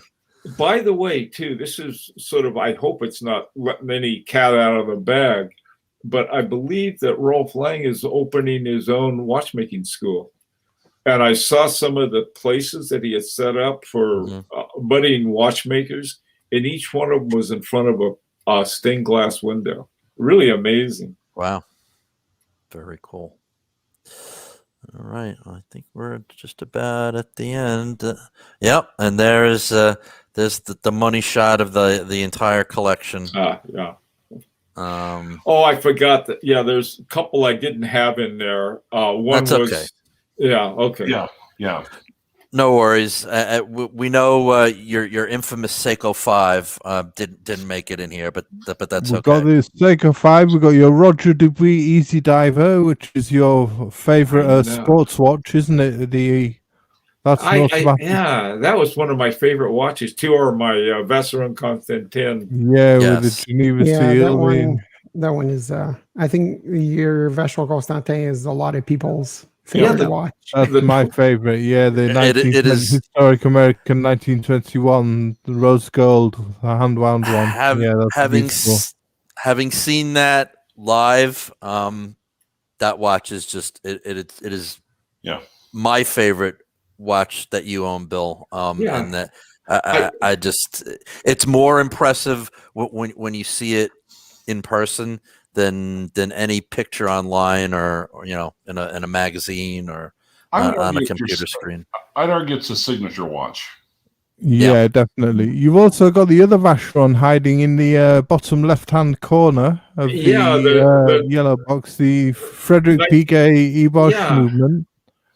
The other one too is the one I have on is the Urban Jurgensen, my newest watch. That got left out, and so did my Van Cleef and Arpels.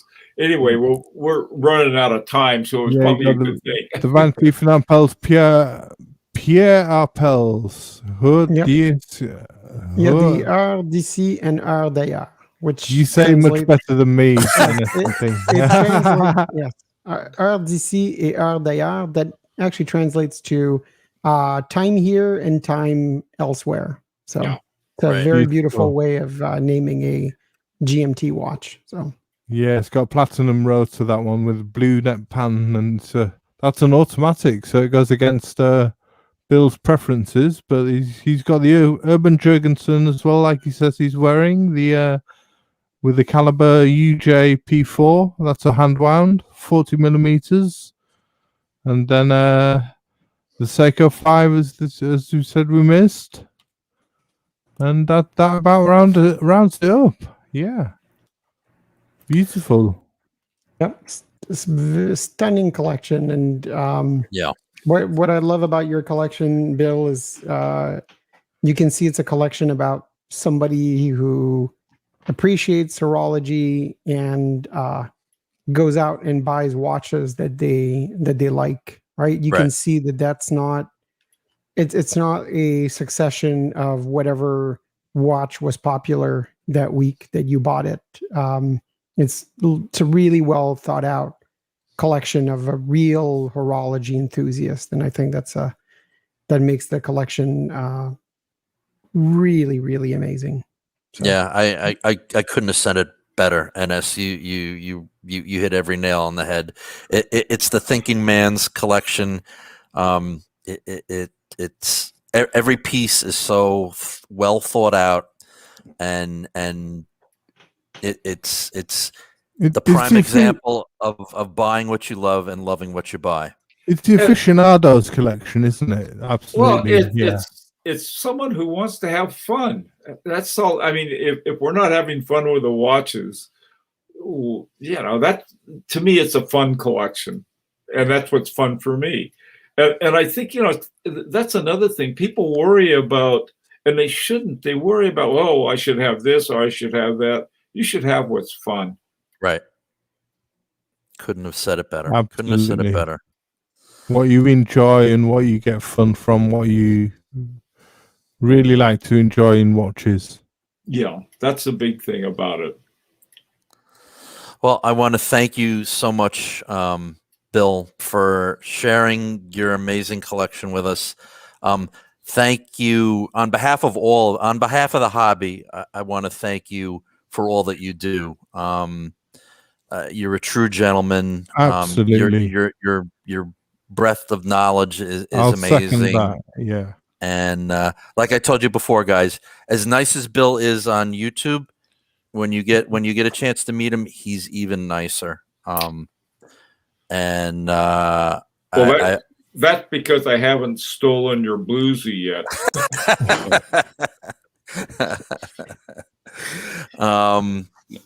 Bill, I applaud your channel. I applaud your collection, but since you live in Connecticut, I'll make it a golf clap. Okay. Yeah, and I really, it's an honor to just to be considered a friend of yours, Bill, and I really appreciate all that you've done for not only for me but for everybody else in the hobby, especially during that time during the pandemic. Like I said, you really did the watch community a great service. Thank you. Let's all hope we can get together in October for the Watch Time show in New York. And for those of you who haven't been there and the Watch Time show, we have a lot of fun. We do. I heartily recommend, if travel opens up again, which hopefully it will, and you guys can make it to Watch Time New York in October. A bunch of us get together, and we go into the show, and it's just amazing. We get to speak to watchmakers, and you trying all different kinds of watches. It's an amazing experience, and you get to spend the day with Bill, which is a treat. Yeah, I'd love to do that. I'd love to get a plane across the pond, Bill, and join you and enjoy your company for one of those Watch Time shows. It'd be brilliant. That'd be great. Why don't you come on over? We just need to wait for this pandemic to settle down, like you say. Well, in October it ought to be okay. Uh-huh. Yeah, maybe. Yeah, hopefully. I had made plans to join you guys in 2019, but some family stuff came up. But yeah, hopefully. But if not this year, next year for sure, I think. So you too, Clyde. You if the travel ban with Oklahoma is over, then we'd like to see you too. Absolutely. Any closing thoughts? We'll start with you, Rancher. I think the best thing that anyone who has any experience in this hobby can do is to subscribe to WatchArtSci and watch it religiously. Well said. Completely agree. That's a lot of pressure on me, Clyde. Oh, I know. Heavy lies the head that wears the beret. How about you, NS? I'd say the same. Subscribe to Bill's channel, and I think Bill's collection is a great example that I've said this before, if you buy watches that you like, you risk ending up with a bunch of watches that you actually like. So try it out; might actually work for you. So. Exactly. Yeah. Exactly. Yeah, Thomas? I can only echo what the Rancher and Dennis something have both said. Subscribe to Bill's channel. It's a very educational channel and fun channel, and he does great videos and live streams on a Saturday. And yeah, it really is a great community that he's built up on his channel, and you'll enjoy it for sure. And hopefully we'll see you next week. We're not too sure what time it's going to be, but yeah, we've got a new show on the Saturday, sorry, not the Sunday. So hopefully we'll see you then. Yeah, just if you guys can subscribe and hit the bell notification that when the next time we go live, you'll get notified, and then by next week we should have a decision on what time we'll be broadcasting from now on. So yeah, so look for us on Saturday, and thank you again, Bill.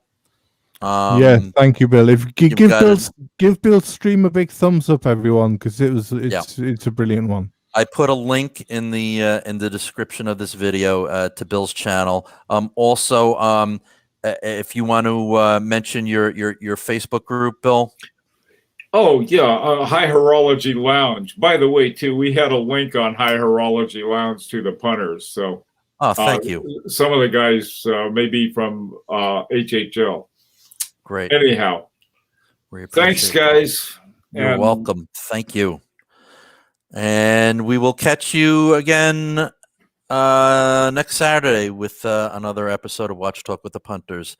Thank you all for watching, and we'll catch you later. Thanks, everyone. Take care. See you soon. Thanks.